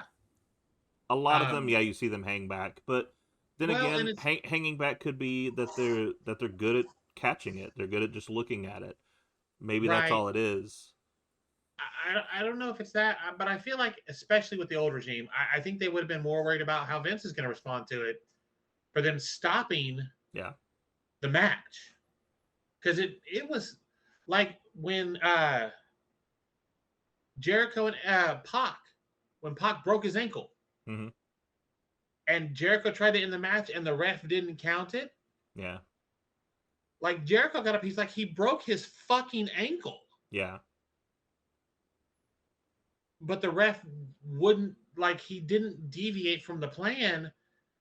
And that's why I don't know that they would be. That's why I say I don't think they would be as quick on the trigger. Well, and yeah, and like to your point of old regime, if I remember right, that was one of the more senior refs that were in that match, if I remember right. Yeah, And so yeah, the newer refs obviously they probably have been more focused on like CTE and right. looking for concussions Well, and I think everybody would have been scared of Vince's reaction. yeah, Honestly, like that's what do we do?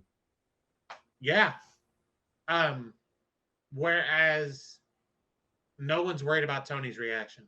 No one's worried about that No. because he has. I feel like he has shown how much more he's worried about their health than Vince did. I'm not going to say than Hunter did because Hunter does it. Hunter did it Yeah. for however many years. He knows. And it's I'm not it's saying Vince great. didn't care. I'm not saying No, Vince didn't care, no, it's not that but he didn't care, but Vince Vince was a freak of nature. Vince broke two quads and then still sat there, reaming out two he very blew large men. he blew both of those things on the trying to get into the ring. Still got in the ring, and then sat there, did his job, and then refused to let people help him out of the ring. Yeah, I remember. Like, He was freak of Cena nature. Batista, Yeah, and so, like, I think in his head, he's like, well, if I can do it, you can do it, damn it. and that's fair. That's fair. But I feel like Hunter's going to be much more.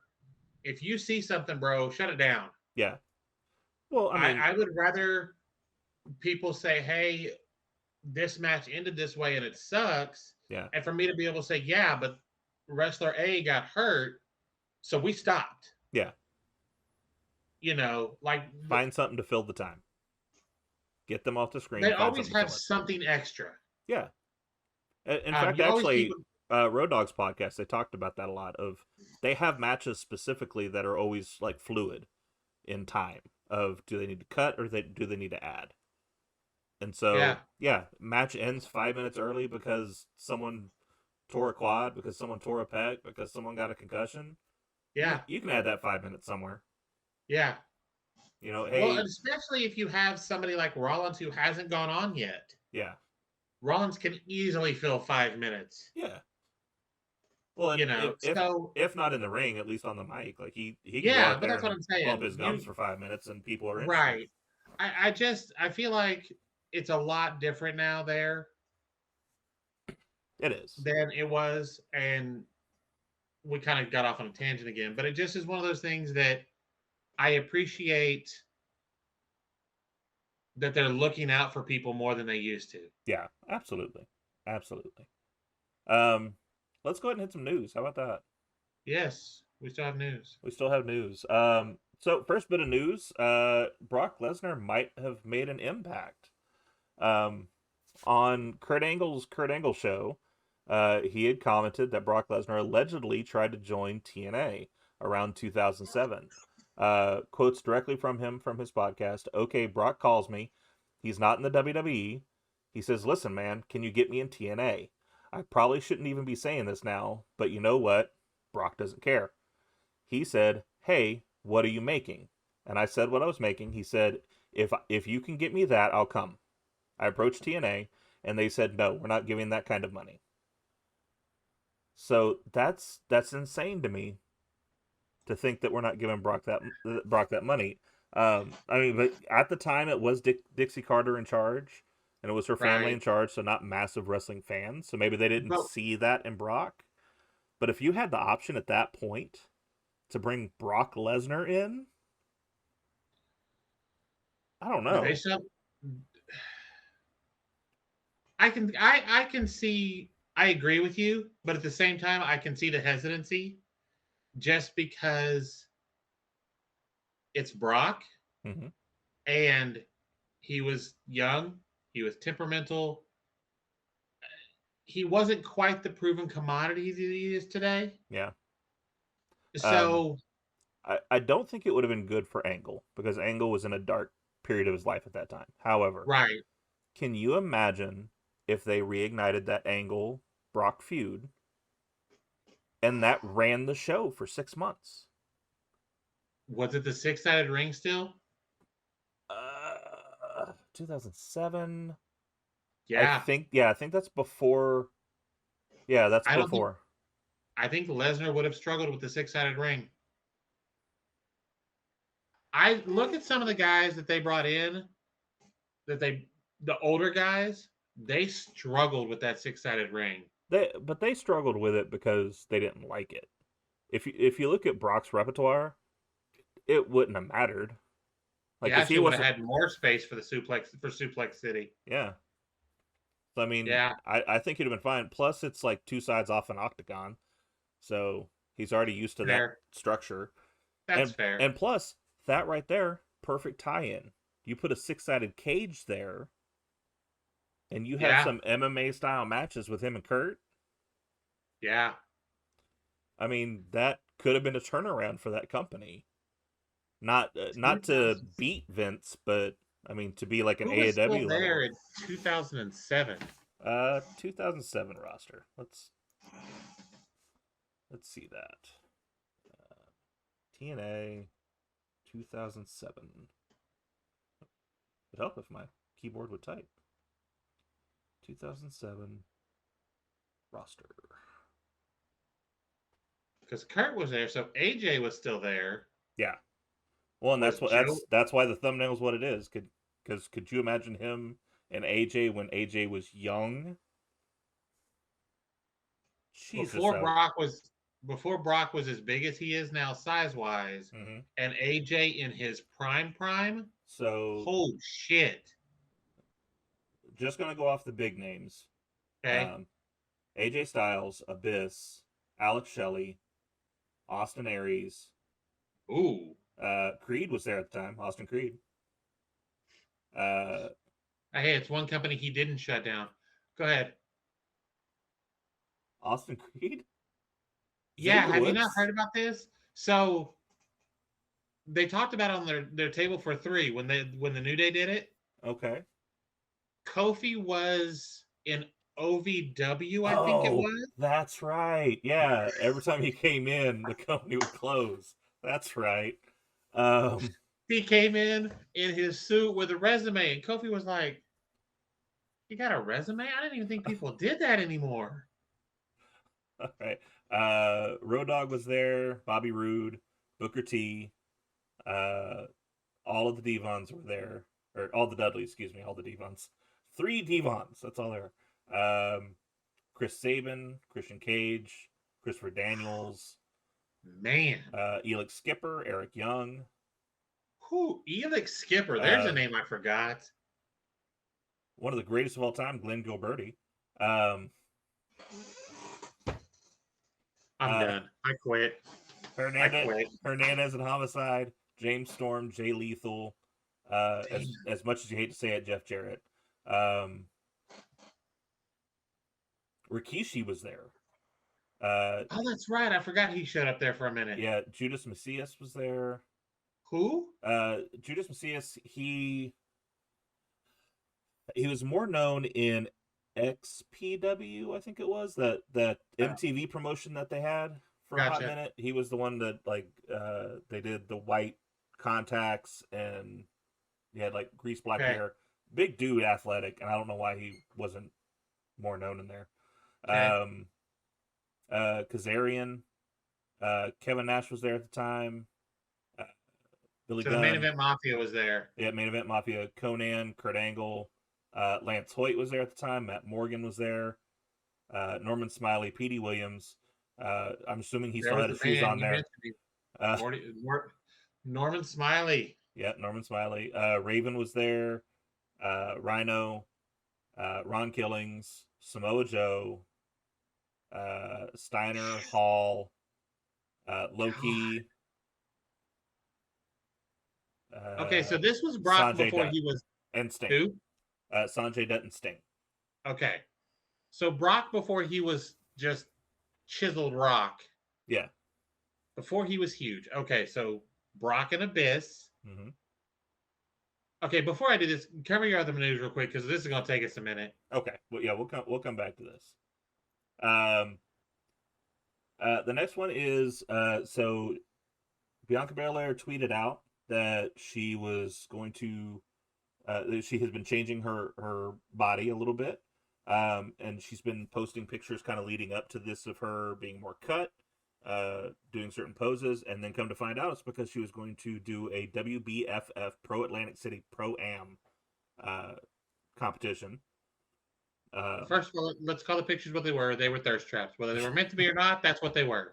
She made the outfit too, though. By the way, just keeping that on. That brand. doesn't surprise me. She's hella talented. Made that herself. Later in the day, Belair tweeted that in that particular event, she got her pro card. She placed first in wellness and second in fitness. So that's amazing. Blew away the competition in a WBFF competition. Props to the EST. I'd like to see her getting the Arnold next, to be honest. No, she doesn't. No. She doesn't need to get all swole up like that. No. Fine. That the men do that. The women are more. Is it more fitness? More fitness, yeah. Oh, okay. So I mean, no disrespect to Dana Brooke. Yeah. Let me be clear. No disrespect to Dana Brooke because she fine as hell too. Yeah. I hope they do something with her. She's way too talented to be wasting away on main event. At this point, just let her go. Let her go and let her go somewhere else. She's going to be used. You know what? No. Send her to NXT. Let her reinvent herself like Mandy Rose did. Okay. Go down there, drop all the pretense of like the entrance with the bicep and all, like lose all that stuff and just reinvent yourself down there.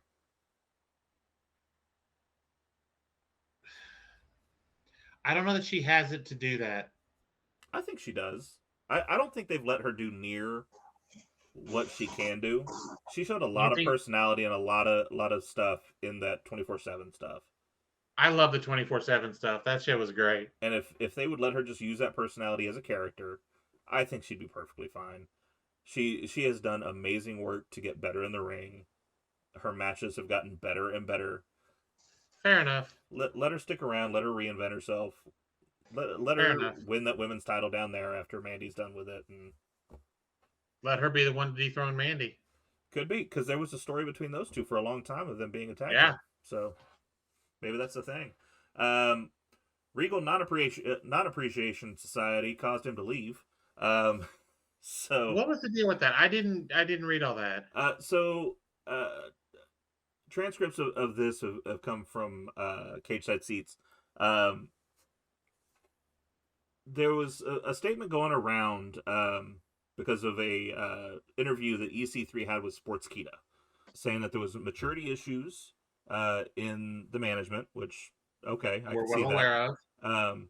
and that he being Regal wanted to help train kids. That was the entire reason he wanted to be there. Is Okay. kind of do what he did in NXT of take these young Yeah. kids and teach them the ropes.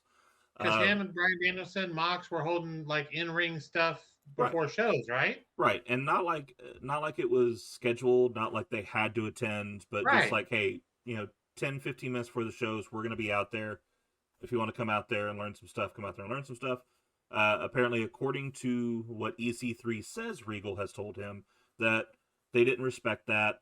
Not a lot of people showed up. They would get like maybe 5 or 10 people, and so he felt like he wasn't doing what he wanted to do. He was just being an on-screen talent as a manager, and he wasn't happy with what he was doing. And that He his wanted to do exact more. his exact words were, "The moment he got there, he immediately regretted it." Now that has not been corroborated with Regal. Right. Regal has not said a word on it, which I don't blame him. Right. He's not going to right now. Um, And when he does say something, he's in no way going to trash Tony Khan. He's not going right. to do it. It's And not who he is. well, I mean, he didn't trust Vince.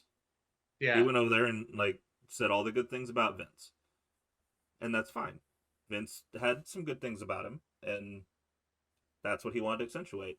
Um, Yeah. so he also said, EC3 speaking about Regal, he's too valuable to not be in a developmental system. And I know we can say, oh, he's there mentoring the people in AEW. The thing is, they're not listening. Um, People have came out since then. So an indie manager, which is also a wrestling pundit, a interviewer, news guy, Justin LaBar, he made reference that he had an exchange with Brian Pillman Jr., who said that none of that is true. He said that people did show up for it, but that there was no scheduled time for them to be there, which to EC3's credit was never said. He never said that like this was a scheduled class that you Right. It had to wasn't a attend. requirement. Um, but he did openly freely and say that he thinks 3 to 10 people would show up, which that still kind of corroborates what EC3 was Yeah. saying. So I mean, whether he was disheartened by that happening or not, Right. I don't know if Brian Pillman Jr. talks to William Regal. I don't know. Right. So it's a bunch of he said, and the person that is not saying anything is the one person that we need to actually hear it from. And the Um, sad part is that one person could say they're both lying, and we're going to believe him over EC3 and Brian Pillman Jr. Absolutely, because he's the one that was in the situation. Like he's Well, the one that and made the decision. he is Um, who he is. and here's the thing, like looking back at what happened, do I think in his head he could have regretted the decision to have signed with AEW, considering what's happened? 2020 Yeah. is an amazing thing because you look back and go, if I would have known Vince was going to leave and Tripp was just going to hire me back, I wouldn't have left. absolutely. Yeah. Right. Absolutely. I could see I regret that. Looking at the storylines that they did, what little he got to do on the screen, I could kind of see it. Because he got to do a lot of fun stuff, and I'm sure he had a lot of fun. Whenever he was on commentary and him messing with Excalibur, Man in the you man. you're you're a scrumptious little nugget, stuff like That that. shit was so funny. I'm pretty sure the person hurt most by him leaving probably is Excalibur, because now he's not going to get that every week. But it's one of those things. Like I wanted to report on it because it's a big thing being said around right now, and why shouldn't we go ahead and say our opinion on what's happening? But this Right. this is why I hate the way things go now. Is because someone will go ask somebody who doesn't really have any knowledge of what's going on, and they'll say, "Well, here's what I think," or "Here's what I heard," and nobody's asking the source Go ask Regal. First of all, Regal being who he is, you can ask him. He's not going to answer that question the way you think he's going to. No, He's going to be as diplomatic and respectful as possible. he's gonna say, I had fun being there with Daniel and being there with Cesaro and being there, teaching a kid like you to Right. like I enjoyed that, and being able to work with MJF, and I enjoyed that, and getting to have a little more freedom in my day to day. I enjoyed that, but I couldn't pass up the opportunity to do what I wanted to do, because he had said before that what he was doing in NXT, like, he was fine ending his career like that. He loved it. And so Here's my he's thing. going to be that diplomatic about it. If he comes back, which all signs are pointing to that he will, the second he comes back, Sean needs to run him out there as the GM. Yeah, and it's an easy story to tell, because I was watching the Going in Raw this morning, and they were talking about specifically, like, what if he comes back, what roles he going to get. Um, that's the easiest one to write to me, because Sean, when he's out there right now, he's playing it as in he's frustrated, he's overwhelmed, and He, he might literally be that way because he's running the show, and then now I've also got to play a character on the screen. Jesus Christ. I So love Sean. This on-screen character is not Sean. no, I don't it's like not. it. It's He not him. he need if so he needs to come out sparingly, and when he comes out, he needs to come out to shake things up, because that's who he is. Yep. And so, since everybody knows he's running the game down there, yeah, run William out there as the GM. Have him run the day to day.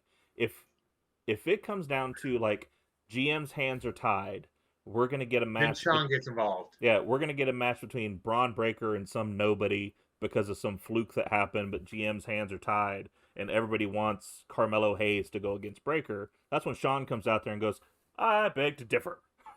And Here's the thing. Whenever Grayson Waller goes to the main roster, I need him to make the mistake with Shawn Michaels one time. Mhm. Say something stupid. Shawn lay him out with some chin music and be like, oh, yeah, by the way, you have a match with Braun Strowman on Friday. Or something like Yeah, that. Be like a Teddy Long. You have a match with The Undertaker, player. Um, but no, put Regal back down. He loved that job. yeah. And everybody down there loved him. So, yeah, Well, I and hate he said, she said, but that's what this is. it's what it's come down to. And, like, don't get me wrong, like, I don't have ill will for AEW. I hope they continue to succeed. I hope these Rampage numbers turn around. Because Right. even though, like, we had talked earlier today about the one where Dora the Explorer beat them, and yeah, that was a holiday and they were on at 4, but Rampage has gone lower and lower each week. I do hope they turn that around. However, if you don't think that some of those kids that did take that shot and take that advantage, those 3 to 10 kids that did show up and Yeah. listen to Regal, don't show up on NXT at some point. Like, it's one of those things. There's so, to an extent, I mean, as much as Hunter joked about the fact that That the Pissant comment he Company. made at the Hall of Fame, the Pissant Company comment, Yeah.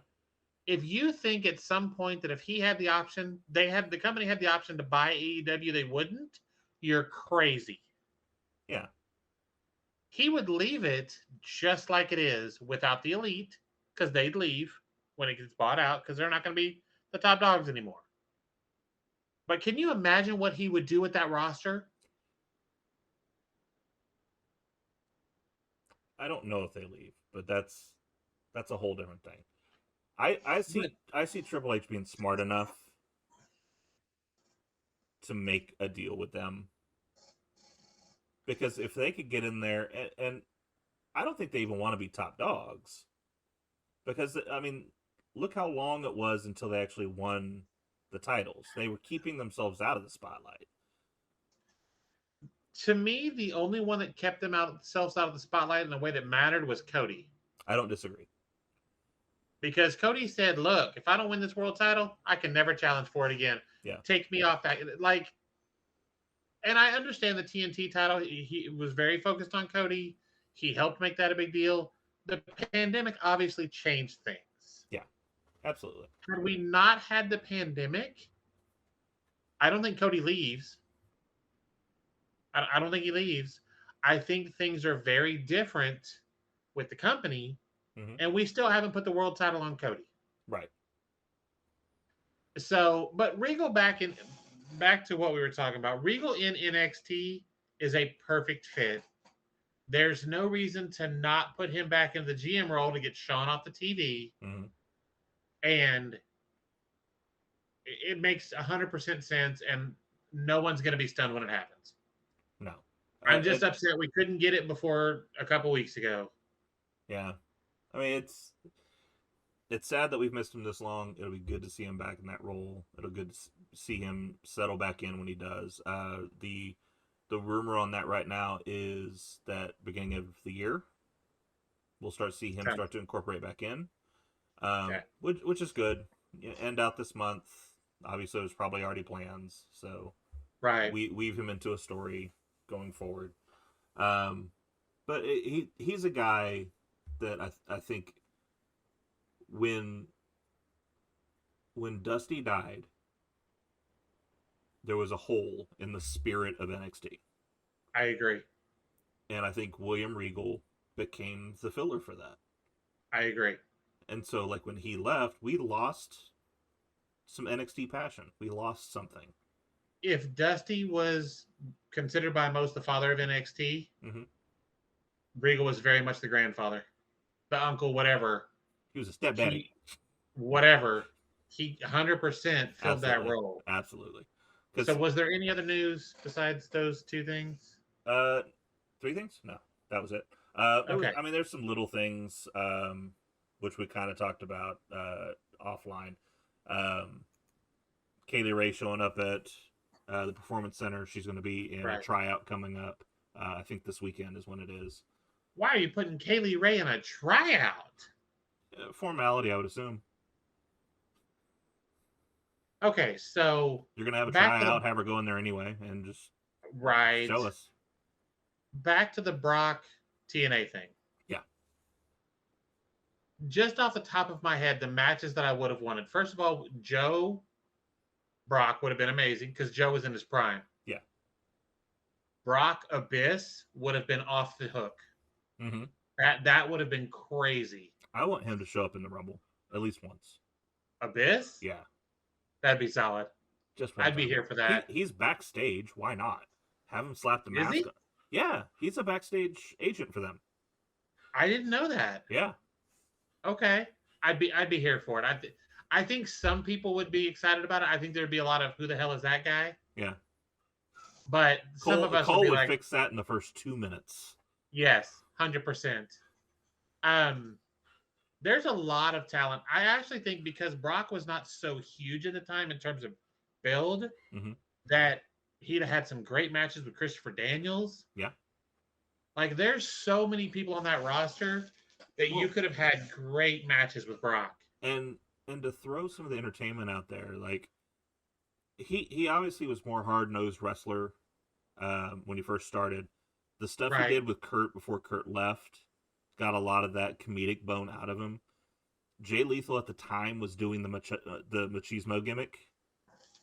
Can you imagine just some of the interactions? Just the first time Jay Lethal does Randy Savage in front of Brock, and Brock just punches him in the mouth, would have been hilarious. Or have them in a match and have him do the flying elbow, and then Brock just stands up. Yeah, there's a ton of things they could have done. Like, there's a lot of talent that was on that roster because that TNA roster was banging. It was. That's the thing. Like, we talked about it last episode, and I joke about, like, you have 200 people and you're on a gold tier 700 channel place and nobody can find you. but that's always been their problem. They've always had the talent. You know, They've never had the TV. at this point, Christian Cage was the world champ, showing that he could be a world champ.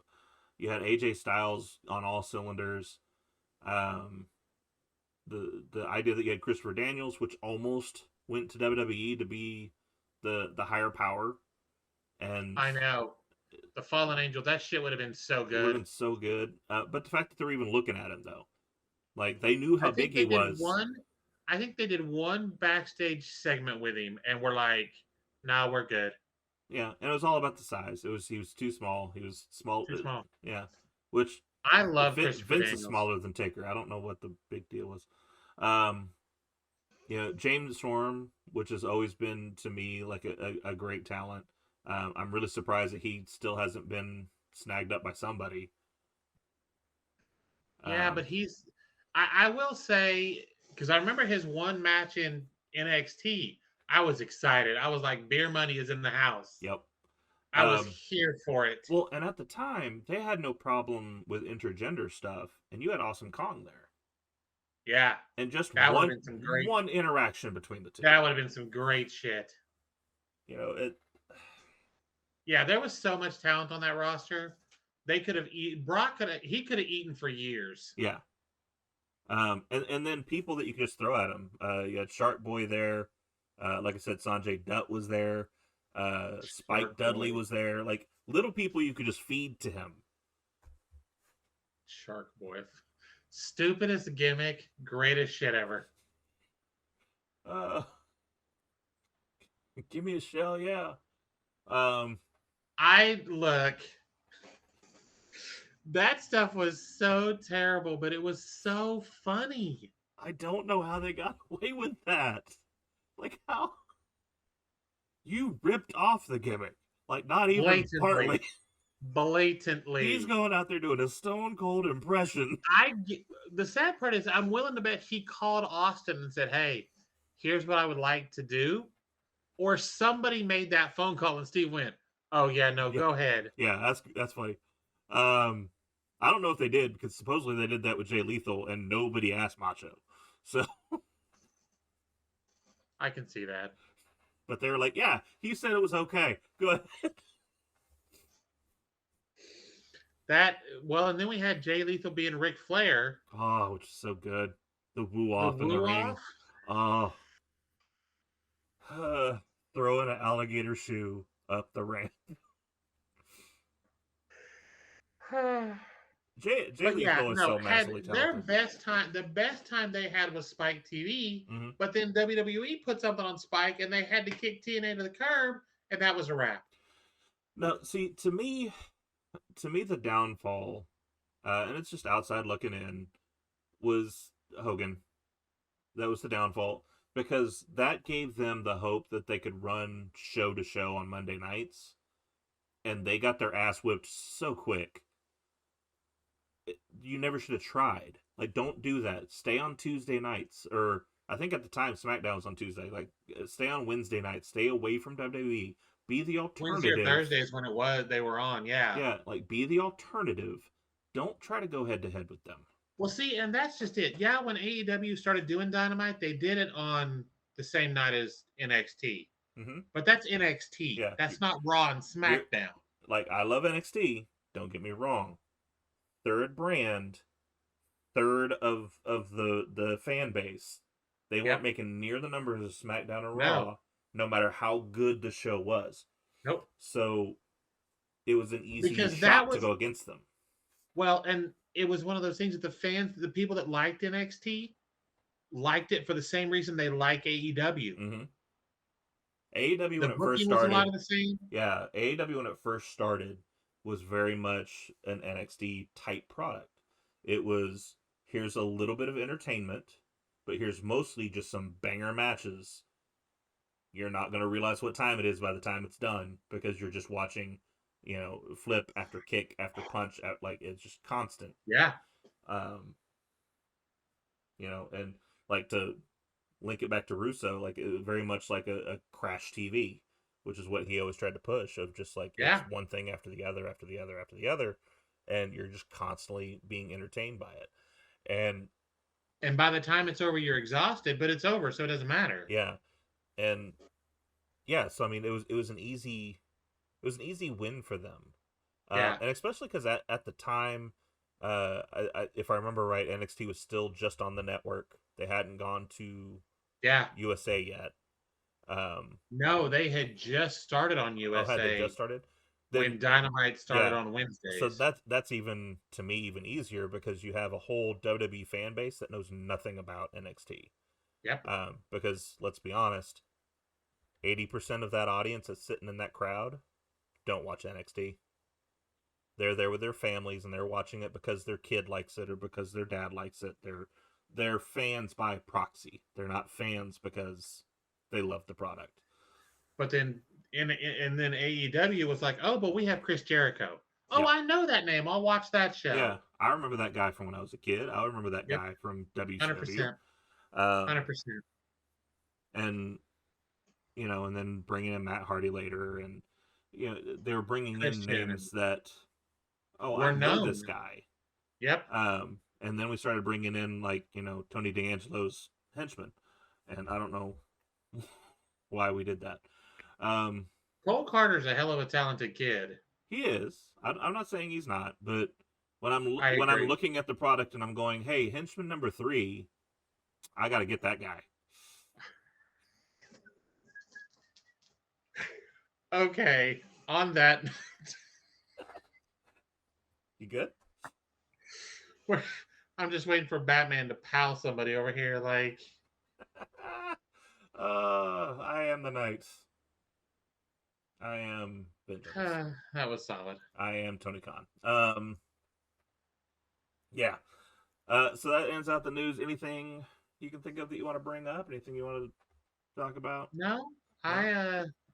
I'm loving where wrestling is right now, and I hope it keeps this trajectory. Absolutely. It is certainly a good world wrestling wise to be in right now. So many options. I wish I had time to watch it all. I mentioned to you last week, last Friday, I had MLW recorded and I sat and watched it. Come to find out, the broadcast is old. It's new episodes on the channel, but But it's it's old product. It's back when gotcha, Karrion Kross was in MLW, um, gotcha. which I didn't know his gimmick was the same gimmick. Killer Like Cross, yeah, TikTok the whole thing. Like he did a whole vignette and it was cookie cutter of what he's doing right now. Um, that's been his gimmick for a while. yeah. Which then they wanted to dress him as Spartacus. Um, This shit was so bad. it certainly was. It was Ron Simmons. It was just he was just missing the helmet, uh, little blue helmet. And a Um, whore. I mean, Sunny. yeah. Sunny Uh, days are ahead. Hey, Brett. Um, that was a little bit of news that came out. She's making bookings right now, but she's in jail. Uh, so I'm not sure how she's making bookings, but apparently she's signing up for bookings even though she's in jail. okay. Yeah. Hey, nobody could take away from her that she was AOL's #1 downloaded woman of whenever it was. That does not surprise me in the I slightest. I'll admit I was one of them. I was waiting Right. 2.5 hours for one picture to load up. I was, had a whole zip disk full of them. You new kids don't understand this. You don't understand the struggle. No. Struggle was real. But um, okay. Well, I think that's gonna wrap us up then. Uh, good Monday show. Definitely good to watch. We will talk again this weekend, and we'll go over SmackDown, um, and some AEW stuff. We're actually probably going to change the format a little bit, and we'll just have one show per show. So we'll record, and then over the next few days, send out and post the shows of the ones that we do. So we don't end up with 3 hour long shows again, because that fatigues Or us, and I'm sure it fatigues you too. 2 hours and 5 minutes so far. Yeah, 2 hours and 5 minutes so far. There's some stuff we got to edit out, so it'll be less than that. But always enjoy Saturday is the NXT, whatever the crap they're calling them now, since they're not takeovers. Oh, is it? Yeah, it's Oh, Saturday. okay. So I know nothing about it, but I'll probably watch it. we do kind of have a pay per view this weekend then. All right. Um. Yeah. A take part in the show since it's not taking over anything. Um. It's a Uh. takeout. It's a takeout order. That's all it is. It's There you go. So maybe we'll do a show on that too and show what little we know about NXT right now. Um. I should get back into that. I really should, but it's a lot of wrestling. It's a great thing to complain about right now of having too much right. wrestling, but I just the problem is I don't care. There's nobody there that makes me care. yeah, I don't know. I've got a couple people to latch on to. Mandy and her crew. Uh, God's greatest to- creation. Toxic Attraction is always fun to watch. I'm a big Zoe Stark fan. Um, I don't care about the women's tag team champs right now. I love them, but they're not necessary. Yeah, They're just not. it's their entire gimmick seems to be right now of we're the champions, and that's their entire gimmick, and it kind of goes Yes, back to um, a lot of people have said it, but like I remember specifically John Cena bringing up one time of belts making the person to the person making the belt, and the belts making them. this very much That's is the belts making them. yeah, they're very much like that's our gimmick is we're the champs. Okay, Yeah, give me something else to care about. I want to like right. they're both really talented. They're both really sweet. They have good personalities. But give me a Give me reason more. to care about you as a wrestler, not just Yeah, as a person. I Because agree. will I watch you if they put you on Total Divas or whatever? Absolutely, because you seem like a lot of fun. Do I want to see you in the ring right now? No, not really. I don't care. I get it. Uh, So um, and then uh, Nikita, uh, name escaped me there for a second. Like I know she's a little problematic in the ring though. Like I like her stuff. no, no, I agree. She reminds me of a Medusa type. Yeah, Uh, but yeah, I gotcha. Um, so and I think like Braun Breaker, I think he's a good cornerstone to have. I think he's a good person to be the head of that group right now. Um, the combination he is of his uncle and his dad is just like yeah, the perfect mix to make him a superstar. he I the think way he's just he done there. is why they were good as a tag team. Yeah. Um, definitely because you have him able to talk and in my opinion even better than Scott did because Yeah, Scott would get nonsensical and Braun Braun can do math. well Braun thinks about those things and then makes it sensical in what he's talking about, Right. and so it's obvious that he's planning in his head what he's saying where Scott would just go out Brett there and just talk. talked. um, but then He liked to be as surprised as everybody else yeah. what came out of his mouth. But he definitely has the in ring of his dad. Like his dad was Yeah. always the workhorse of that team, and he spit an image of doing some of those moves. I do wish they'd Rick lean was into the that more. go, Scott was the show. Yeah. I do wish they would lean more into that with him, and maybe they will when he goes to main roster, which needs to happen sooner rather than later. They need to, in my opinion, give Carmelo that belt because he's the shining star down there right now. Give him that belt. Let Braun come up. Unless they're going to give it to Apollo, I don't think they're going to, because I wouldn't Apollo's. hate it though. I I wouldn't. wouldn't hate it No, I though. wouldn't hate it at all. I think Apollo would be great as NXT champion. The vignette that they had between him and Braun was a lot of fun. Um, We need to do it. I need to catch up and we need to do an NXT show because I'm gonna watch Saturday just for that match. That's the one that I don't think to me, Braun dropping the title to Apollo doesn't hurt Braun at all. no, absolutely not. It sets Apollo up for success long term, and Braun comes up and declares for the Rumble. Or even doesn't declare, just shows up, Yeah, and then that's his start. Go yeah. in there, eliminate three, He four eliminates people. somebody that important, Yeah, or like Baron Corbin or something to start his first feud. yeah. I don't hate that at all. I think that's a good idea. if it wasn't for the fact that they've got a thing going on right now, I would say the same thing with Zoe. Is just go ahead and pull Yeah. her up, throw her in the women's rumble, have her start a feud up there. Yep. Um, I think some of that will definitely happen this year. I think we'll see a lot more of NXT stars coming into the Rumble and staying from the Rumble on. yeah, yeah, And that may be why they're doing these main event matches now. it may be, and if that's the case, the people that they're doing them with, I'm good. The only one I'm missing is Braun, I think, but so if Trick Williams is doing it, and I think even Carmelo's done a couple of things with him. If they're going to bring Carmelo up, then they need to keep Braun down there. As much as I'd love Braun to go ahead and come up, but if you're going Unless to you move bring him up and Carmelo, put him on a different show. well, to me, it's not the fact of him being on the same show. It's him. It's you're pulling all that star power because let's be clear. As far as I'm concerned, Toxic Attraction's coming up sooner rather than later too. Yeah. Because I think they're they come done up at there. the Rumble. So I think they come up at the Rumble. if they come up, if Carmelo comes up, then that's losing all that star power down there. But, and I'm going to have to wrap this up because I have a child to go pick up. Yeah. If you're bringing Regal back, doing that's not going to hurt you in the long run. Yeah, I mean, maybe you have a couple of bad shows, but then with his tutelage, maybe you can bring that back up pretty quickly. That's not a bad point. I can concede on that there is a possibility. If Regal comes back at the beginning of January, bringing them all up at the Rumble, it's not going to hurt NXT at all. Yeah, that's a good point. Of course, then again, if he comes in, he may vie for them to stay, and that too. Who knows? But we'll see. It's gonna be a fun year. It's gonna be definitely fun come Rumble time. We are on the off ramp to the road to WrestleMania.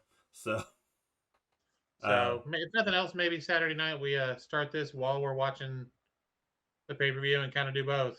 Maybe we do that, or we cover it all Sunday. We start early recording Sunday and cover everything all at once. But we'll make that plan. But as far as you people, I'll start a you people promo here. My favorite promos of all time are the you people promos. If it wasn't for you people, I would be champ right